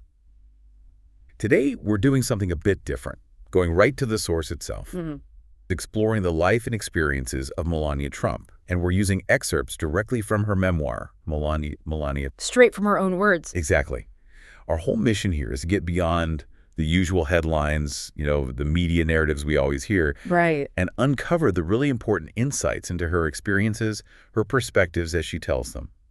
It's basically your shortcut to getting a thorough, kind of nuanced understanding of the material. Yeah, letting her account speak for itself as much as possible. Okay, let's delve into her story. It's quite a starting point, isn't it? And that quote you read, it really sets the stage. It does. Her stated purpose for writing this memoir is incredibly direct. She wants to share her perspective, her truth, provide her actual account. She frames it as a responsibility almost. Exactly. A responsibility to correct what she sees as misrepresentation, especially, as she puts it, in these times of division and uncertainty. Right. And to really understand that perspective, we kind of have to go back, way back, to her roots in Sevnica, Slovenia. She calls it a picturesque place, nestled on the banks of the Sava River. Sounds lovely. Yeah, and she paints this picture of her childhood, shaped by these two really distinct influences. Her mother, Emilija, Right. who taught her about self-care, saying, if I don't take care of myself, how would I know how to care for others? That's quite a philosophy. Isn't it? And then her father, Victor, who apparently had this profound knowledge of cars, mechanical stuff. Oh, interesting. Yeah, she even mentions him bringing home this stunning French Citroën Maserati SM when she was only 7. Wow. Okay. So you see hints there, maybe. Presentation, a touch of luxury. Maybe. early seeds. She also talks about being really close with her sister, Ines. Yes, sharing interests. Right. Music, design, literature, and fashion history. Oh. Listening to the Bee Gees, Donna Summer, Pink Floyd, icons. Good taste. And what about the political context? Slovenia, then? Part of Yugoslavia. Yeah, she touches on that. Says, despite Slovenia being part of communist Yugoslavia, the communism there was different. Felt more connected to our neighbors in Italy or Austria than to other communist countries in Eastern Europe. So maybe not as closed off as some other places at the time. Suggests a different kind of upbringing. Seems like it. And her start in modeling, it sounds almost accidental. Yeah. Started modeling her mom's creations when she was just 6. Then later, in Juljana, she did this shoot with her sister in a modest studio. Okay. But here's the kicker, she says, I was not informed about the intended use of the photos or who they would be shared with. There was no formal agreement in place and no compensation. So just kind of dipping her toe in, not serious yet. Not at all. She says she'd actually set my mind on becoming an architect. Yeah. Got accepted to university for it. It's fascinating, isn't it, how she frames these early steps, just exploring, not a career plan. Right. But even those experiences, without pay or contracts, they sort of laid the groundwork, didn't they? Seems so. And then came this contest in Italy. Cinecittà. Ah, yes, the modeling contest. She won first place. She was elated, she says. But then, disappointment. The prize money disappearing. That's right. She calls it a betrayal. Yeah. When my belongings were returned, the envelope containing the prize money was conspicuously missing. And her reaction was pretty firm, wasn't it? Totally. Refused to go back to Rome.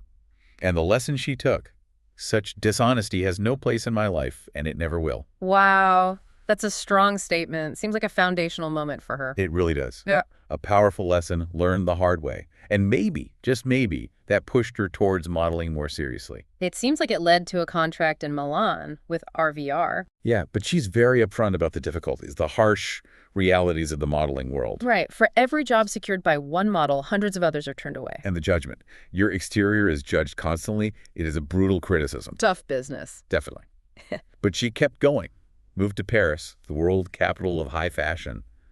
Faced fierce competition there, too. She really pushed herself. Which brings us to the really big move. America. August 27th, 1996, JFK Airport. She was 26. Her heart pounded with excitement. New York. A different world altogether. You can almost feel that energy reading it. Yeah. She describes the long black limousine, the elegant interior, and seeing the skyline to Empire State, Chrysler, the Twin Towers. That sealed it for her. Any second thoughts? Dissipated. This is where I was meant to be. A powerful realization. And then imagine this, seeing your own larger-than-life image on a billboard in Times Square not long after arriving. Incredible. Talk about confirmation. Right. She looks back on it all as a testament to my firm determination, courage, and resilience, saying she could have settled, but her inner voice urged me to strive for more. So this big leap, after all those earlier challenges, what does that tell us about her? Her view on taking risks, on personal responsibility? It really seems to underline that belief in, individual agency, making your own way. Yeah, charting her own course. That theme just keeps coming back, doesn't it? It really does. And it connects to when she met Donald Trump. At the Kit Kat Club during Fashion Week. Right. She describes their first date as very Donald, a tour of his Bedford property, a mix of business and pleasure. Ah, okay. And her impression? Successful and hardworking, but also so down to earth and real. That's what she says. Interesting. And they found common ground. Yeah, shared values. Living a healthy life, she notes. Abstinence from alcohol and tobacco. Right. And the engagement sounds quite dramatic. Yeah, April 2004, getting ready for the Met Gala. And he surprises her with this huge emerald-cut diamond ring set in platinum. Wow. And the wedding itself sounds like quite the production. Oh, totally. Her mother was heavily involved in planning. Even Anna Wintour and Andre Leontali helped with the dress selection. The famous Dior gown. That's the one. Adorned with 1,500 pearls and rhinestones, a 13-foot train, 16-foot veil, weighed almost 60 pounds. 60 pounds. Unbelievable. And the guest list was pretty star-studded too, wasn't it? Absolutely. Shaq, Don King, Bill, and Hillary Clinton were there at Mar-a-Lago. Quite the event. But she also talks about more personal moments, right? Like becoming a mother. Yes. The birth of Barron in March 2006. She says it brought me a sense of warmth, love, purpose and fulfillment. And her parenting philosophy. Very concise, don't control, communicate, and respecting personal space. And she credits her own mother for that independent streak. Yeah, says her mom, Amalia, never pressured me to marry early or start a family before I was ready. Understood self-discovery and independence. That's significant. And then, just a few months later, another huge milestone. American citizenship, July 2006. How does she describe that? As reaching the milestone marked the sunrise of certainty. Felt a tremendous sense of pride and belonging, especially because the pathway to citizenship is arduous. It's a tough process for many. Right. She reflects, I had been a citizen of the world, and now finally I was also an American. A real identity shift. And around this time, she also started her own businesses, didn't she? Yes, her entrepreneurial side comes through. Around 2009, the jewelry line, Melania timepieces and jewelry. Inspired by a gift from her father. Exactly. A bracelet he gave her mother, 3 collections, Paris, New York, Palm Beach. And she specifically notes they were priced at a reasonable level, under $200. Interesting detail. And her motivation. Very clear. Financial independence is a core value of mine. And I firmly believe in the virtue of maintaining control over one's own life, regardless of whom you marry. There's that control theme again. Well, self-determination. Definitely. Then in 2011, the skincare line, Caviar Complex C6, using rejuvenating properties of caviar. Okay. So these business ventures, that emphasis on financial independence, how does that connect to everything else? Her journey, her later public roles? It really makes you think, doesn't it, Yeah. about how her personal and professional lives or identities sort of weave together. Yeah, that drive for self-determination, even married to someone incredibly wealthy. It says a lot. It feels like a core part of who she is. And you see it again as she steps onto that bigger stage. Which brings us to that next big moment she identifies. June 16, 2015. The campaign announcement. She calls it a clear demarcation, dividing everything into before and after the escalator descent at Trump Tower. A historic moment. A moment many remember. But stepping into that intense spotlight, she says it brought immediate challenges. Oh, yeah. Scrutiny, misrepresentation, as she sees it. She talks about the 2016 RNC speech controversy. Right, the plagiarism accusations. She says she had no prior experience with convention protocols, assumed the campaign professionals would do whatever was necessary. And she felt let down. Her words. The campaign had left me on my own. You can feel the frustration there. And then there were those old modeling photos resurfacing. From Max magazine. She insists those images were artistic and tasteful. But she was furious when the photographer apparently boasted of his financial gain and spread misinformation about the timing. Leading to unfounded allegations about working illegally. Exactly. She calls them unfounded allegations. Her big takeaway. Media and individuals will exploit others for their own profit and fame. A harsh lesson in the public eye. And the Daily Mail rumor. About working as an escort. She says it was an unfounded rumor and no attempts were made to verify these claims. So her account really paints a picture of feeling under siege by the media almost immediately. That's definitely the impression. And when she talks about being First Lady, she knows how different it is now compared to, say, Jackie Kennedy's time. Right. The ability to carefully curate an image is gone. Pretty much. No longer feasible in our modern age of instant sharing and scrutiny, she says. Makes sense. She also mentions transition difficulties, getting into the White House. Yeah.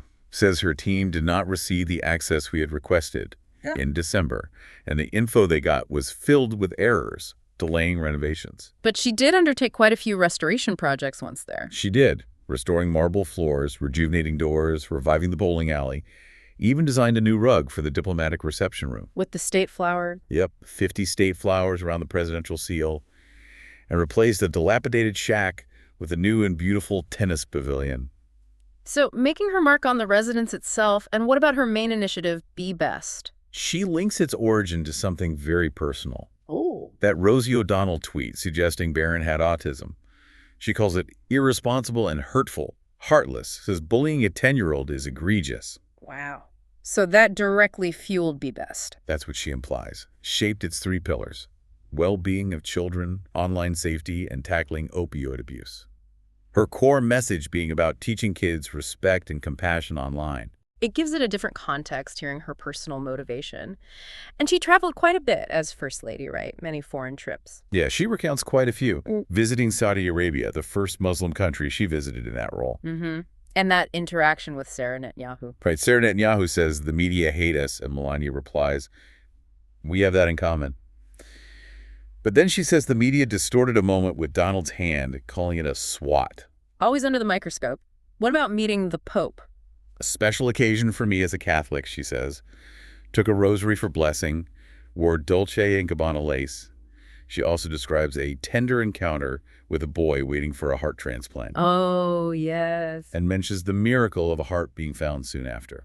These personal details really stand out in her telling of these official events. They do. Her first solo trip was to Africa, Ghana, Malawi, Kenya, Egypt, aiming to uplift and empower women and children. Visiting historical sites, wildlife sanctuaries. Yeah, the door of no return in Ghana, feeding baby elephants in Kenya.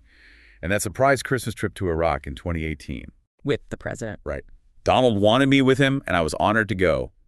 She describes the darkness and the pervasive dust.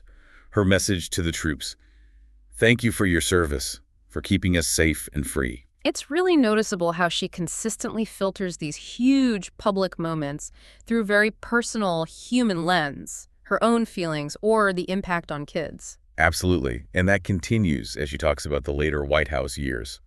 Like COVID. Right. She mentions seeing news about the novel coronavirus from China back in December 2019. And observing Donald's swift and necessary decisions, like the travel ban. She also touches on the impeachment proceedings. And her take. No truth to the allegations, Democrats were hell-bent on pursuing impeachment. Calls it a grand political spectacle. Strong words. And her family's own bout with COVID. She says she decided to forego the aggressive treatments administered to Donald, focusing on milder drugs, vitamins, and a nutritious diet. Barron tested positive too, but had no strong symptoms. And this period also saw a lot of social unrest, the George Floyd protests. Yeah, she notes the widespread violence and destruction, and what she saw as a disregard for public health guidelines. She also mentions being moved to the bunker. Yes, with Barron, because of protests. Learned that all phones become permanently inoperative down there for security. Wow. And her view on history, dealing with difficult pasts. She argues against erasing things. We must use these moments as opportunities for education and growth. She also voices concern about trans inclusion in sports due to perceived physical advantages. Okay. Then the 2020 election. How does she describe that night? Pretty calm, actually. I knew the outcome was out of my control, but she is critical of the process. Specifically? Fox News calling Arizona early, the long counting process. She argues an election should be held in a single day. Polls should close at midnight. We need that certainty. Right. It says you can't just continue to count votes for days. A clear view on election mechanics there. And January 6th, 2021. Her account is that she was working on finishing my project. Her attention remained on our tasks. Says she was away from any television screens and engrossed in discussions about our ongoing projects. So focused on wrapping up her White House duties. That's her description. Then, post-presidency, she really focuses on what she calls cancel culture. Right, well, she gives several specific examples. Yeah, a fundraiser for foster kids canceled after, she says, harassment spurred by the New York Times and social media. Okay. Her bank terminating her account, denying Barron one too, which she attributes to political discrimination. An investment bank canceling talks for a Melania Trump technology, SPAC, due to personal animosity towards my husband. Another one. A media partner's contract terminated after an acquisition. An email service canceled abruptly. So a pattern she sees. Definitely. Her conclusion. This disparity can only be explained by biases related to my last name and political affiliation. She also outlines some core principles in the book, doesn't she? Individual liberty. Yes, calls it bedrock. And she addresses abortion directly. What's her stance there? Says, a woman's fundamental right of individual liberty grants her the authority to terminate her pregnancy if she wishes. Cites reasons like risk to life, rape, birth defects, severe medical conditions. Interesting articulation of that right based on liberty. And finally, the FBI raid on Mar-a-Lago. How did she react to that? A profound sense of personal violation. She makes this stark comparison. To authoritarian regimes. Exactly. Says it felt more aligned with authoritarian regimes than with the democratic principles of the United States. And she connects it to her family's past in Slovenia. Directly. Her father's mandatory Communist Party membership, the surveillance state there, issues a warning. Americans need to understand the dangers posed by a federal government that feels entitled to invade our homes and our lives. That's a powerful connection she's drawing. The contrast between her experience there and what she sees happening here, it's quite striking. It really is. It makes you wonder how those early experiences under a different system really shape her views on liberty and government now. Absolutely. And most recently, she addresses the assassination attempt on Donald Trump, July 14th, 2024. Yes, describes her shock watching the footage. I couldn't believe what I was seeing. And Barron's trauma? She asks, can I explain how traumatic it is for a child to witness the attempted murder of his father? Heartbreaking. And she wrote a letter afterwards. A letter to the American people calling for unity, saying, America, the fabric of our gentle nation is tattered, but our courage and common sense must descend and bring us back together as one. Urging people to find love, compassion, kindness, and empathy, and look beyond the left and the right. A call for unity after such a shocking event. So we've really journeyed through Melania Trump's own story, as she tells it, from Slovenia to America, modeling, marriage, business, the intense spotlight of being First Lady, and now her reflections on life after the White House and the state of America. Yeah, themes of resilience, independence, the sheer weight of public life, her personal values, they all come through loud and clear in her words. They really do. You know, having spent this time immersed in her direct account, it really makes you think. Consider how someone's personal narrative, laid out so meticulously in their own words like this, how it tries to navigate, maybe even reshape, the huge, often really contentious public perception that surrounds them. We've heard her side now, straight from the book.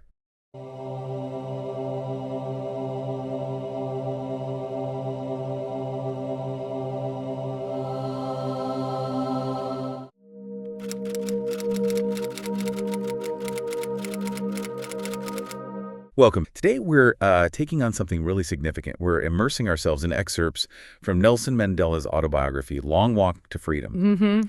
And this isn't just, a history lesson. Yeah. It's about getting inside the journey of this incredible figure, really, through his own words. Absolutely. And we've pulled out some specific passages, key moments, and reflections directly from the text itself.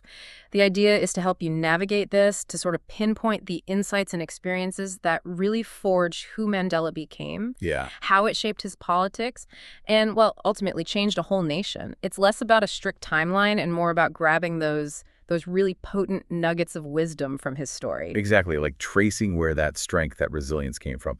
So let's jump right in. He starts quite powerfully with his father. He does. Gadla Henry Mfakaniswa, the chief of Mvezo. And right away, there's this striking example of principle. Mandela talks about how his father lost his chieftainship over, well, a dispute with the magistrate. Right. It was about an ox, I think. But the point was, he stood his ground against colonial authority, even though it cost him. On principle. And Mandela explicitly writes, he says he believes this strain in his character, that defiance, was passed down to him. It's right there, page 1, almost a foundational thing. Yeah. And his early life in Kwanu, he paints such a vivid picture, doesn't he? This sort of clustered village, no real roads, just paths. He mentions the women and children in these ochre-dyed blankets, contrasting them with the few Christians in Western clothes. It's a very traditional communal world.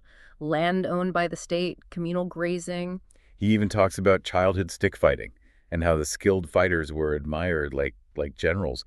It shows this early value placed on leadership through action, even in games. And the different stories he heard his father telling tales of his Xhosa warriors, history, battles, while his mother prepared the evening meal, kind of different spheres of influence shaping him. He also brings up the Amamfengu, refugees from the Imfakane Wars. He notes they did jobs others wouldn't, worked on white farms. But also, because of that contact, they were often more westernized, more educated, providing clergymen, police. It's an early look at the complex social layers. Yeah, it's not simple. And then there's that moment he leaves for Mkwekizweni, his mother's farewell. It's so understated. Just brace yourself, Bull. Exactly. Ukino Sifakotho Kwedini. No big emotional scene, just, as he remembers it, a tender look. But what powerful words for the life ahead. And school. He mentions teachers taking an interest, but he puts his success down to doggedness, not just being clever. His aunt apparently reinforced that idea. You see that work ethic starting early. And a really key experience there, attending the regent's meetings. Oh, yeah? He actually calls it democracy in its purest form. Everyone gets to speak chief, subject, warrior, medicine man. The regent only speaks at the start and near the end. That must have been incredibly formative for his later ideas about leadership, about consultation, right? Hearing everyone out. Definitely. And Chief Joy's stories, too. Initially, Thembu heroes, but then broadening out to wider African history. And, crucially, Mandela notes Joy railed against the white man, another seed planted there. Then there's the whole circumcision ceremony at Taihalara, a very sacred traditional passage to manhood. He describes the seclusion, the rituals, the fire with wet wood for healing smoke. It shows how deeply embedded he still was in that traditional world. Because the region's plan for him was clear then, wasn't it? Be a counselor to the Thembu king. Exactly. Groomed for traditional leadership. And Mandela writes that at that point, his horizons didn't extend beyond Thembuland. Being Thembu was the most enviable thing. That strong tribal identity is so important to understanding his later evolution. Which starts to shift, really, when he goes to Healdtown, the Wesleyan College, in 1937. Right, a real British outpost kind of place. Yeah, he talks about Dr. Wellington trying to make them into black Englishmen, a phrase he notes was used derisively, this idea that everything English was inherently superior. A total contrast to Kwanu. It sounds pretty strict. 6 a.m. bell, dry bread. Mm-hmm. But it's also where he gets into long-distance running. And he writes something quite revealing there, that he learned diligence and discipline compensate for lack of natural ability. And he says he applied that lesson everywhere. That focus, that sheer hard work, it keeps coming up. And there was that speech by the poet Makwai. It fired him up about African unity, but also confused him, pulling him back towards a sort of specific ex-Xhosa pride. So leaving Healdtown, he says he still saw himself as a Xhosa first and an African second.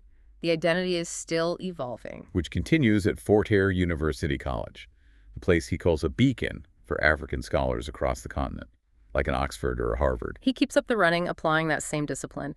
He writes how in cross-country, training counted more than intrinsic ability. That same lesson again. But then comes that SRC boycott.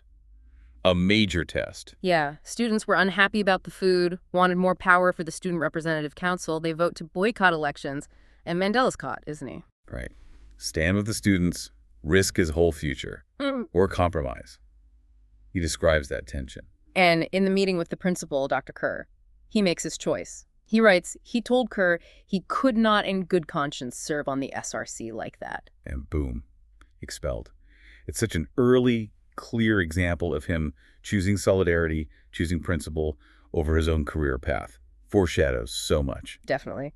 And right after that, he's facing another huge personal choice, the regent's arranged marriage plans. Suddenly, it's not theoretical anymore. Bride chosen, lobola paid, it's happening. So he and his cousin Justice decide to run to Johannesburg, the city of dreams, he calls it, a place to remake yourself. Though looking back, he admits they did not exhaust all the options. Maybe they could have negotiated. But the feeling then was just escape. They get there, see the city of light, but then reality hits pretty quick. They get turned in at Crown Mines after trying to bluff their way into jobs. He writes about feeling ashamed and humiliated, but also totally determined not to go back. So in the city, he starts working as an articled clerk, Sadelsky and Eidelman, studying law at night. Meets Gaur Radaby, this older clerk, fluent in languages, who becomes a bit of a guide. And his boss, Sadelsky, gives him this warning, right? Avoid politics. It will poison your mind. Yeah, focus on being a lawyer. And Mandela says he initially agreed. But it's already too late, in a way. His perspective is shifting. He writes about realizing that a degree didn't automatically make you a leader, that his royal background didn't guarantee respect in the city. Exactly. A good career, a salary, that wasn't the be-all and end-all anymore. He says he was drawn into the world of politics because I was not content with my old beliefs. And Johannesburg taught him something else, too. Practical experience. Common sense often mattered more than degrees. He points to leaders like Walter Sisulu, who never went beyond Standard 6. A big lesson after Fort Hare's academic focus. His time at Wits University is also interesting, attending classes with white students, the only African in the law faculty then. He saw Wits as more liberal than the Afrikaans universities. But ultimately, what really cemented his path was just the daily reality of racist laws. Oh yeah, constant. Africans-only signs, the pass laws, the constant threat of arrest. He writes powerfully about how these laws cripple his growth, dim his potential, and stunt his life. And he stresses it wasn't some single moment of revelation. It was, in his words, a steady accumulation of 1,000 slights, 1,000 indignities, and 1,000 unremembered moments. That accumulation built the anger, the drive to fight back.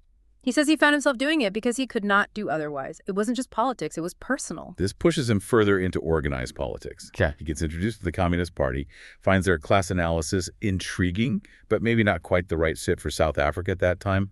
Still, he listened, learned. And then in 1943, the formation of the ANC Youth League. It was a reaction, wasn't it, against what they saw as a tired, unmilitant, privileged African elite running the main ANC. Their mission, he says, was to light a fire under the leadership. A key debate inside the Youth League, led by figures like Lembede, was about Africanism, this idea of racial exclusivity. Should they work with sympathetic whites, Indians, communists? And Mandela's initial stance. He writes he was firmly against allowing non-Africans into ANC structures. He feared they'd dominate because of their superior education, experience, and training. It shows a kind of pragmatic caution early on. He gets elected to the Transvaal executive in 47, and he mentions having to move a no-confidence motion against someone he knew, facing that conflict between duty and personal loyalty, principle winning out again. Then everything changes in 1948. The National Party wins. Apartheid becomes official policy. Its whole premise, he writes, was that whites were superior. Its function to entrench white supremacy forever.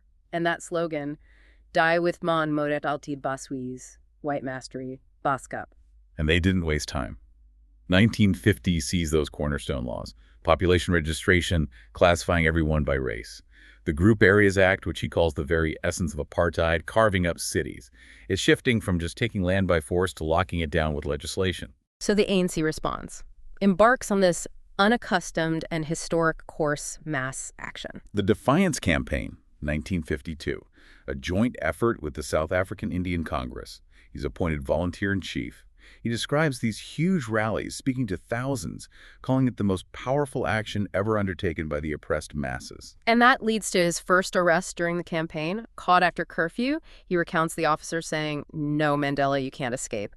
The campaign definitely boosted morale, showed their power. June 26th becomes Freedom Day. He writes about feeling exhilaration and the sense of comradeship. But the state hits back harder. Banning orders become a key tool designed to just isolate leaders, remove the individual from the struggle. He gets his first ban after the campaign. Yet despite the ban, he's elected president of the Transvaal ANC in 53, a symbolic move, really highlighting the injustice. The strategic debates within the ANC were ongoing, though. He notes that nonviolent resistance kind of depends on the other side playing by similar rules. If you're met with brute force, its effectiveness plummets. And he admits his early view was quite blunt. Nonviolence was a strategy, not a moral principle. He says there is no moral goodness in using an ineffective weapon. Apparently, the NEC severely reprimanded him for saying it so plainly. It shows the internal tensions. Then you have the Sophia town removals in 1955. Just brutal state power on display. Thousands of police, army, sealing off the area, houses bulldozed. The ANC helped some families get out, but they decided against violent resistance. Mandela felt betrayed, but writes that violence then would have been an act of suicide. They just weren't ready. A really tough call. And the Bantu Education Act from 53? Utterly sinister. For Ward's explicit goal, as Mandela saw it, was training Africans only for menial jobs, locking in perpetual subordination. Right. The ANC saw it as an attack on culture, on the freedom struggle itself. He quotes Professor Matthews saying, "Education for ignorance is worse than no education at all." And the funding difference, 6 times more spent on a white child, just laid it bare. Yet amidst all this darkness, 1955 also sees the Congress of the People adopt the Freedom Charter. A beacon of hope. Absolutely. He highlights its core message: people robbed of land, liberty, and peace, but envisioning a future of brotherhood, equal rights, a democratic state without distinction of color, race, sex, or belief. And that powerful, inclusive closing: we, the people of South Africa, black and white, together adopt the charter, setting out the goal. Also in 1955, he has this fascinating meeting back in Thimbaland, trying to persuade the chiefs, particularly Daliwanga, who is being groomed for Transkei politics, to oppose the government's Bantu authority system. Kind of ironic, fulfilling that counselor role he was originally meant for. Yeah. But Daliwanga argues that separate development might be faster, less bloody than the ANC path. He's apparently shocked Mandela doesn't support traditional leadership structures more. And Mandela's response, as he writes it, is that the government policy was designed to enslave Africans, turning chiefs into paid servants who lost their independence. Daliwanga ultimately sided with the government. It shows how the Bantustan strategy was meant to divide and rule.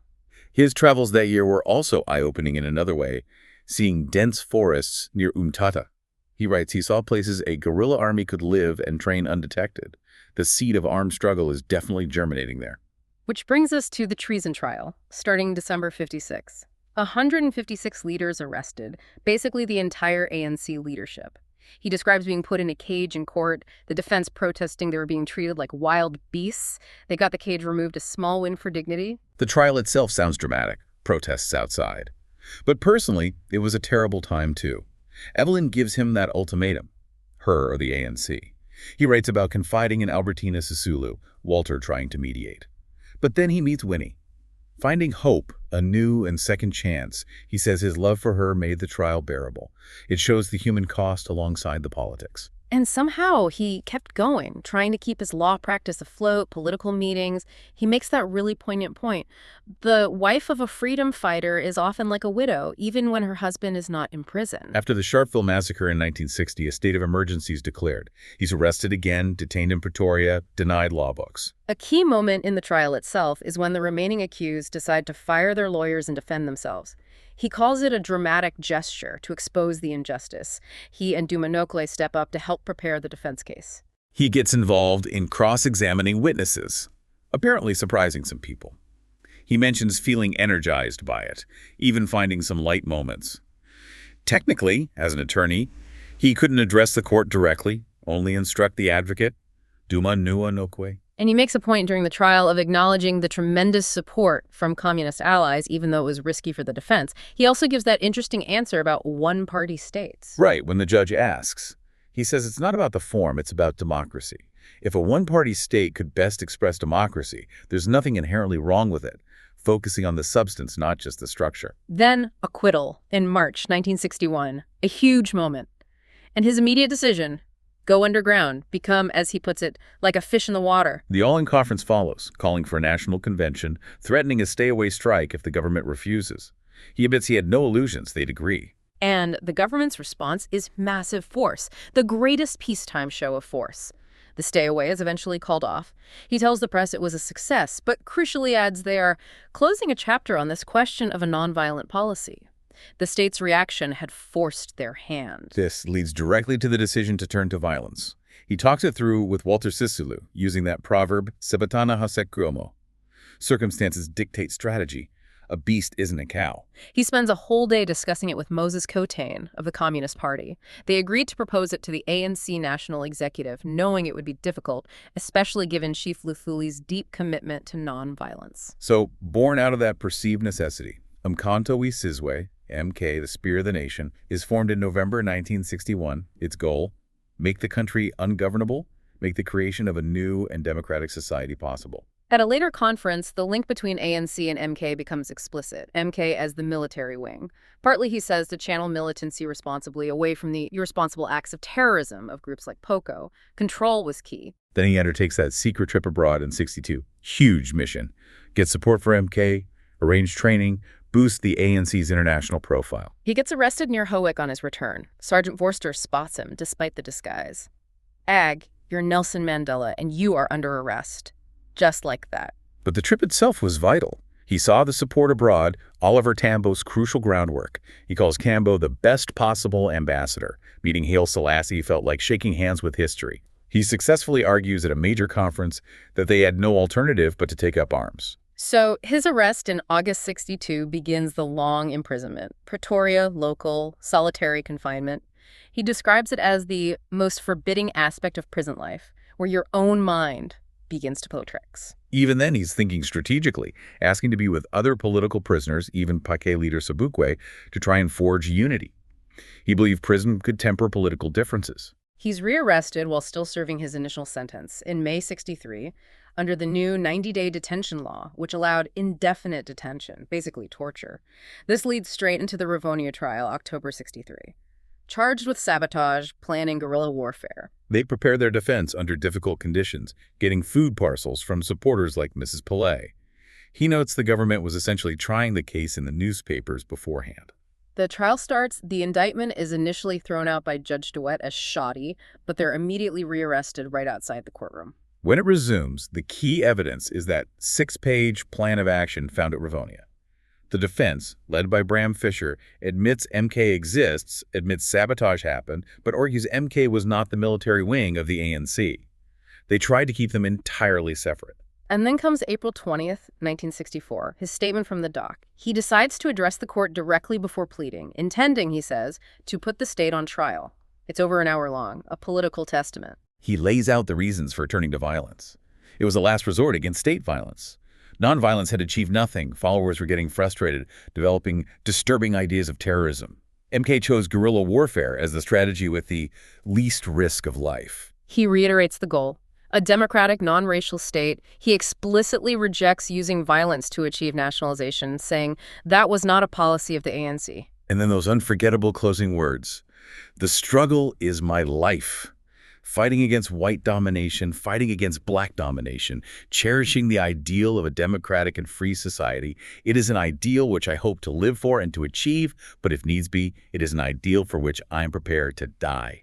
Just incredible. Absolutely chilling. June 11, 1964, the verdict. Guilty. Sentence. Life imprisonment. Explicitly, no possibility of parole. He describes the sound in the courtroom, the wailing, raising his fist, shouting, Amenla, the crowd singing Nkosi Sikalal Africa. He says the uproar made him almost forget the reality of the sentence, the stiffest sentence yet imposed. And that thought, his expertise, all that experience, now locked away. Then begins the long Robben Island chapter. Arriving there, feeling like it was another country, spirits snuffed out, the grim reality sinking in, feeling cut off. But his resolve is instant. Fight inside as outside. He writes, any man or institution that tries to rob me of my dignity will lose. And crucially, he says he never seriously thought he wouldn't get out, never saw life as truly permanent. That inner belief is astonishing. Conditions were awful, especially early on. Open racism from warders. Terrible food, a constant source of protest. That routine of hammering stones all morning, no breaks. But protests and external pressure sometimes worked. After a visit from Supreme Court judges arranged after prisoner complaints, he acts as spokesman. He details the grievances, political status, food, work, warder behavior. And he notes the judges listened intently, especially Justice Stein. The result. He writes that clothing improved, visits increased, study privileges were expanded.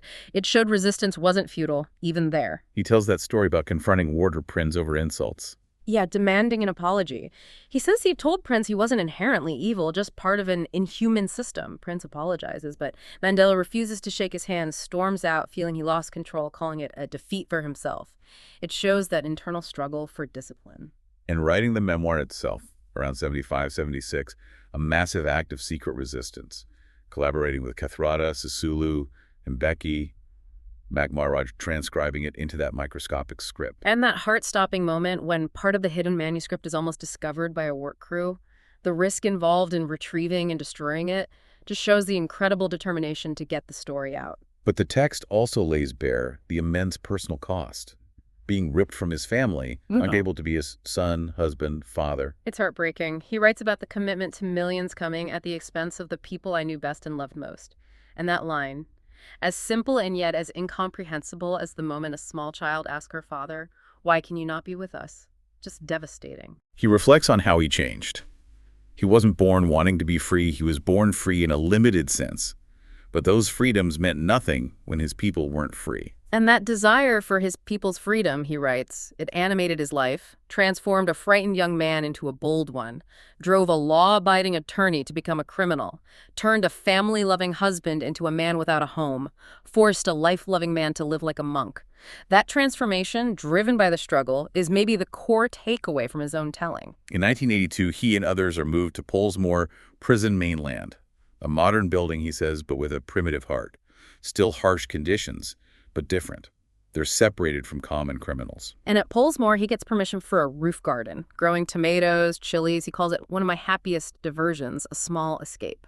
And subtle signs of change begin. The government starts making overtures. Visits from Justice Minister Kobe Coetzee, international figures. Mandela sees it as them testing the waters, a prelude to genuine negotiations. His message to them is consistent, though. Minor reforms are just pinpricks. It's not about swimming pools.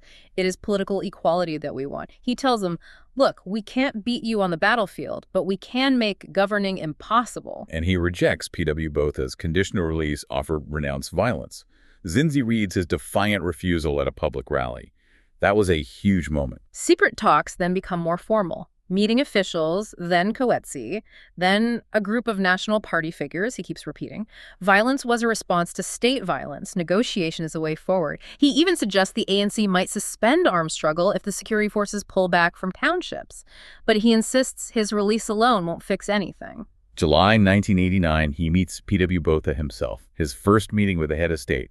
They discuss group rights, the NP idea he totally rejects as just a way to keep white domination. He later advises Botel's successor, F.W. de Klerk, that hanging on to group rights isn't in his interest. When de Klerk asks what he'll do if released, given the ANC is illegal, he says bluntly, "Then you must simply rearrest me." He sees de Klerk, though, as different. A true departure, someone they could do business with. And then February 2nd, 1990, de Klerk's speech, lifting the bans on ANC, PKCP, freeing prisoners, suspending executions. He calls it a breathtaking moment. The time for negotiation has arrived. Planning the release itself is interesting. Mandela wants to just walk out alone, address Cape Town first. De Klerk is a bit unsure, consults others, they agree, walk out with family, address Cape Town. He packs up decades of belongings over a dozen crates, has a final meal thanking a warder. February 11, 1990. Release day. Walking out with Winnie into just chaos. Cameras like a herd of metallic beasts, he says. The rally at the Grand Parade, greatest thrill of my life. He thanks the international community for the pressure. But freedom brings immediate challenges. Intense pressure, security concerns, internal ANC debates about sanctions, meeting Chief Buthelezi as Inkatha-linked violence surges. He writes about seeing Inkatha members with actual weapons, suspecting state collusion a third force. Reports later confirm police were funding Inkatha. He admits having second thoughts about having suspended the armed struggle. Which he did formally suspend in August 1990, a controversial move within the ANC, but he argued it was necessary for negotiations, a gesture of good faith that could be reversed. Negotiations start Codessa, but they break down after horrific events like the Boy Patong massacre in '92. Inkatha attacks, 46 killed, government complicity suspected. Mandela refuses to meet de Klerk immediately. Mass action resumes. Then, April '93, Chris Haizani is assassinated by a white extremist. Real fear of race war erupts. Mandela goes on national television, reaching out to every single South African. He calls for calm, discipline, peace. He identifies the killer as driven by prejudice and hate, but insists peace and negotiations cannot be halted. It's a pivotal moment where he arguably prevents catastrophe. Despite setbacks and ongoing violence, progress is made. An election date is set, April 27, 1994. He describes this simple, profound feeling of casting his own vote. And then the inauguration, May 10th, 1994, a bright day.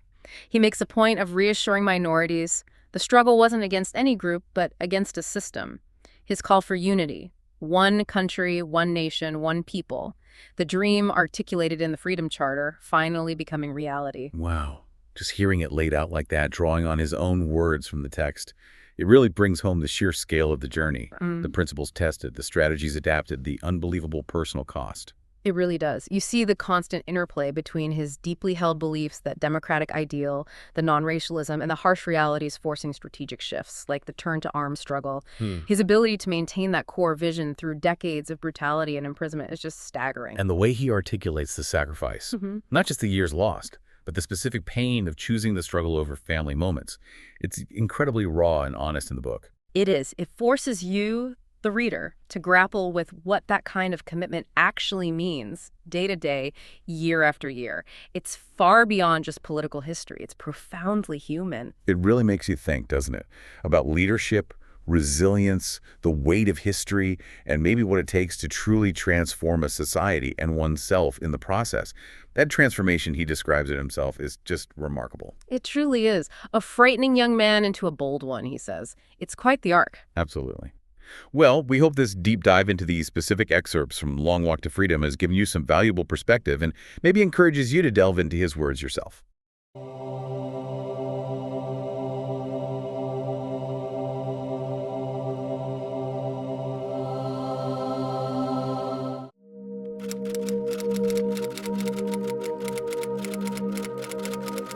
Have you ever stopped to think about how, the stories we get told growing up, the people around us, our experiences, how it all kind of weaves together to make us who we are? Oh, absolutely. It's a fascinating process. Our identities aren't just handed to us, are they? They're built, bit by bit, through family, history, community. Exactly. And that's why today we're doing a deep dive into some really powerful source material. We're looking at specific excerpts from Barack Obama's Dreams from My Father, a story of race and inheritance. And he himself calls it an honest account of a particular province of my life. Not just a standard memoir, but something quite specific. Right. So our mission really is to unpack the insights found directly in these pages. We want to explore how those early influences, his racial awakenings, that whole journey of self-discovery, shaped his understanding of identity and community, all based on his own words. It's a chance to see how he grappled with these big themes, identity, race, belonging, through his own experiences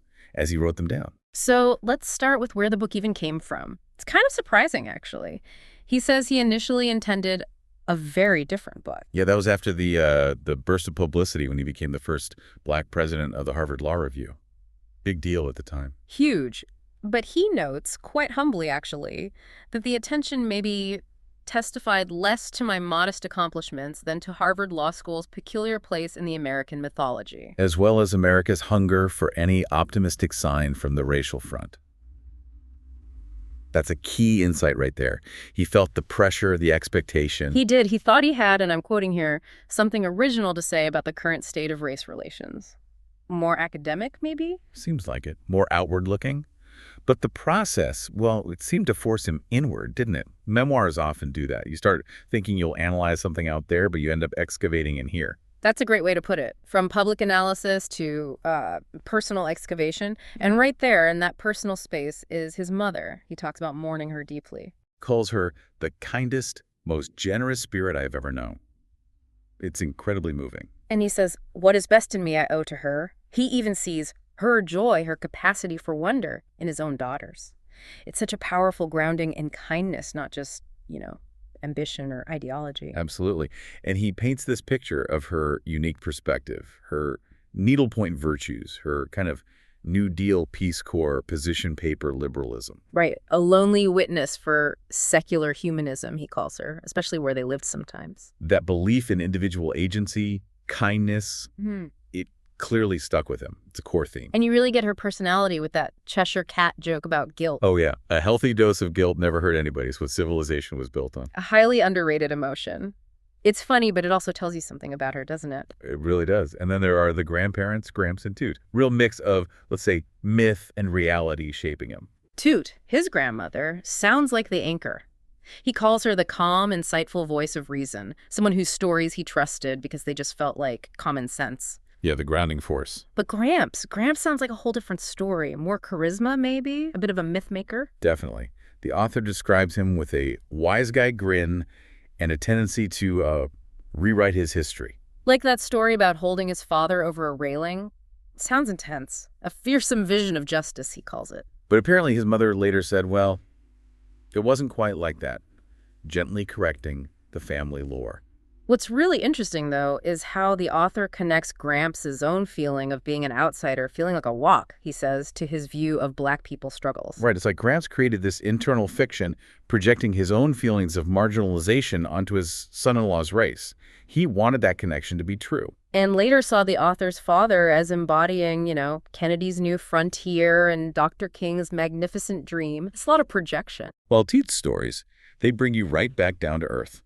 Sharp, painful realities. Like in Texas, the furniture salesman telling Gramps, if the coloreds want to look, they need to come after hours. Just awful. And at her bank job, the secretary hissing at her not to call the janitor, Mr. Reed, Mr. Just call no nigger, Mr. And finding Mr. Reed weeping later, it shows the deep personal wound of that kind of disrespect. It's not abstract. Not at all. And Toot herself, she was breaking barriers, right? First woman vice president of a local bank. Yeah, but even that caused friction. Her earning more than Gramps became a source of delicacy and bitterness, adds another layer to the family dynamic. So all these complex family stories, these encounters with race, they really set the stage for his own internal journey. He talks about seeing a photograph early on and feeling the sense of a hidden enemy. That race could somehow reach me without anyone's knowledge, not even my own. That's chilling for a kid. It really shows how insidious racism can be, how it seeps into your consciousness before you can even name it. And then, in high school, those blunt conversations with his friend Ray. Yeah, Ray just laying it out. We were always playing on the white man's court, by the white man's rules. Stark. That realization sounds crushing. The author describes the maddening logic where it almost didn't matter if someone was a good or bad white person. The power structure felt overwhelming, leading to this feeling of, well, powerlessness and rage. It's a tough spot. And you see him drawn to Malcolm X, the repeated acts of self-creation, that unadorned insistence on respect. There's an appeal there. But he couldn't fully embrace it, could he? He mentions Malcolm's wish to expunge white blood, but knew his own white blood would never recede into mere abstraction. Exactly. That's the core conflict. He couldn't just pick a side. His identity was inherently mixed, inherently complex. He had to wrestle with that. So how did that wrestling match continue when he moved to Indonesia with Lolo, his stepfather? Ah, yes, Indonesia. A very different environment. Lolo taught him the world was violent, unpredictable, and often cruel. Very pragmatic. Direct advice, too. You will be a man someday, and a man needs to have more sense. Basically, take life on its own terms. And seeing the corruption there, it apparently bred this relentless skepticism in him. Suddenly, his mother's idealism, her needlepoint virtues, started to seem, well, impractical against that backdrop. Real world hitting hard. Definitely challenging that inherited worldview. And that skepticism, or maybe weariness, seems to carry into his high school years back in the States. He talks about putting books aside, learning the trick of not caring that it hurts. Sounds like teenage disillusionment, but amplified, right? That feeling of being tired of trying to untangle a mess that wasn't of my making? Very relatable, yet so specific to his situation. And then at Occidental College, he discovers this well-kept secret about Black people. That most of us weren't interested in revolt, that most of us were tired of thinking about race all the time. That's fascinating. It cuts against stereotypes, doesn't it? This deep desire for just peace, for normalcy. It does. And it all seems to come to a head at that student rally he mentions. Oh, right, where he gives a speech, but his voice barely carried. He felt it was a farce, like a school play. And then tells his friend Regina flat out, I've decided I've got no business speaking for Black folks. Wow. That's a really significant moment of doubt, a feeling inadequate. A real crisis of purpose, maybe? But that reluctance, that feeling of inadequacy, it actually seems to push him towards something different. Not speaking for people in the abstract, but working with them. Which leads him eventually to Chicago. But first, New York, working in a big corporation. Right. Feeling like a spy behind enemy lines, he says, often the only Black man. Observing the city's polarization almost like a force of nature. And getting pulled in different directions, advice-wise. Oh, completely. You had the Black secretarial pool seeing his potential to maybe run the company someday, go the corporate route. Then Ike, the security guard, saying basically, forget about this organizing business, make some money.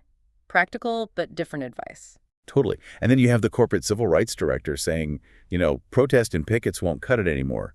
It's all about public-private partnerships. So corporate ladder, grassroots organizing, pragmatic money-making, establishment partnerships, lots of voices telling him what success looks like. Exactly. No easy answers. Yeah. Which probably pushed him to find his own way, to listen differently. Like in Smitty's barbershop in Chicago, he paints such a vivid picture of that. Yeah, the familiar barbershop banter, the conversations intimate and anonymous, a space where men could just be, where they agreed to leave their troubles outside. Kind of sanctuary. Seems like it. A place to hear unfiltered truths. And he also picked up on this disquiet among older Black residents. Worries about decay, crime, kids leaving or getting into trouble. And that poignant question they weren't asking themselves. What it is that we've done to make so many children's hearts so hard. A real call for introspection. Which brings us to Altgeld Gardens, a key part of the story. Described as a dump, yeah, but also a place to house poor Blacks, yet still holding this lingering idea of home. That enduring need for belonging, even in tough circumstances. But organizing there was hard work. Marty's advice sounds pretty brutal. If you're going to do this work, Barack, you've got to stop worrying about whether people like you. They won't. Oh, tough love. Necessary, maybe? Change isn't about being liked. But he finds these incredible women there, Linda, Bernadette, Sadie, with quiet ambitions. Yeah, dreams of bright white kitchens and hardwood floors, swimming lessons, ballet for the kids. Very real human aspirations, not abstract politics. And Sadie's transformation is amazing. From being scared to talk on TV. To standing up and saying, we don't need donuts, we need answers. That's so direct. So powerful. It cuts right through the noise. And it worked. They got a victory with the Chicago Housing Authority, the CHA. He writes that Sadie's small, honest step had broken into a reservoir of hope. Allowing people in alt-guild to reclaim a power they had had all along. That's the core of community organizing, isn't it? Helping people find their own power. It really is. And this whole experience, it seems to fundamentally shift his thinking about identity. How so? He realizes that notions of purity of race or of culture could no more serve as the basis for the typical Black American self-esteem than it could for mine. Purity wasn't the answer. It wasn't even possible for most people. So if not purity, then what? Where does that sense of self come from? From embracing the complexity. He says, our sense of wholeness would have to arise from something more fine than the bloodlines we'd inherited. It has to be rooted in all the messy, contradictory details of our experience. Accepting the messiness, the contradictions, not trying to simplify it. Exactly. And finding connection in shared struggle, like that moment in church he describes. Feeling tears, feeling faith, feeling carried this far by the community. It's a powerful spiritual grounding in that shared experience. That journey inward, grounded in community, then leads him outward again, doesn't it, to Kenya? To confront his father's side of the story, his ancestry. Right. And one of the first things he describes is just hearing his name recognized. Miss Omoro knowing the name Obama. He says it gave him this sense of comfort, the firmness of identity that a name might provide, and then that had never happened before. My name belonged, and so I belonged. After feeling so often like he didn't quite fit anywhere, that must have been incredibly profound, just belonging through a name. But Kenya also brings new complexities. He learns about the big man system. Yeah, the idea that it's all about who are your relatives, who do you know? If you don't have connections, you can forget it. Which directly challenged his father's belief that education alone was the key, right? Shows how culture shapes opportunity. Absolutely. And he meets relatives who give him different windows onto Kenyan life, like Bernard wanting to be a man of action, like Rambo. And the author pushing him to, set goals, take some responsibility. Or, say, talking about male-female dynamics, how our men, we try to be strong, but our strength is often misplaced. These intimate family insights. And there are granny stories, going way back. Yeah, that oral history. Life before the white man came, governed by elders, distinct roles for men and women. And his grandfather, Onyango, being unusual because he learned English, learned paper records, became useful to the white man. Which led to people thinking he was crazy for living in a tent. It shows how adapting to the new ways could seem strange within the old context. And those stories highlight the massive shifts after colonialism arrived. Land getting crowded, traditions weakening, elders losing authority. People starting to feel poor in comparison to the new ways. A real sense of disruption and loss. We also hear about Onyango's own defiance, his hardness, issues with his wife Akumu, who maybe still loved the man she was supposed to marry. It's layers upon layers of family history. And then his own father, Barack Sr., struggles getting fired, estranged from Onyango, proud but maybe bending the truth about his job, his time in prison. It's not a simple hero story. No, it's deeply human, deeply complex, shaped by history, by colonialism, by personal choices. And Rukia's comment really hits hard. The worst thing that colonialism did was cloud our view of our past. Making people cling to traditions, she suggests, like polygamy or collective land ownership, that might have outlived their usefulness or even become tools for abuse. That's a tough reflection on how the past gets distorted. It is. And he sees echoes of struggles back home, too. Returning to Chicago, he notices the decay accelerated, neighborhoods shabbier, kids edgier. It connects back to that earlier disquiet, that question about why kids' hearts are hardening. It's a persistent challenge, both locally and globally. And ultimately, his journey seems to lead him to conclude that just having faith in oneself was never enough. It requires more. Yeah, commitment, sacrifices, the kind he saw in community leaders he admired. Purpose isn't just found inside, it's built through action, through connecting with others. So, looking back at this whole journey through his words, we see the family influence, the wrestling with race, the search for purpose and community. It really shows how wholeness comes from embracing all those messy, contradictory details, not from some idea of purity. Exactly. His story, as he tells it, becomes this incredible map for understanding how identity is forged through inheritance, experience, and conscious choice. So, for you listening, thinking about this journey, how does your own story get shaped? By the past, the challenges you face now, the communities you're part of, what are those messy, contradictory details that make up your sense of wholeness? It's interesting. The author reflects that the civil rights movement did create more room to maneuver for people like him, more options of different paths you could take. Right. You could be the community organizer downtown or the corporate lawyer on the South Side, as he puts it. More choices existed. But that leaves us with a big question, doesn't it? Even with more room to maneuver, what does it really take to build not just individual success, but collective self-esteem? How do we together write that moral compass when inequalities are still so persistent? That's definitely something to think about long after we've finished talking about this book, a challenge that remains very real.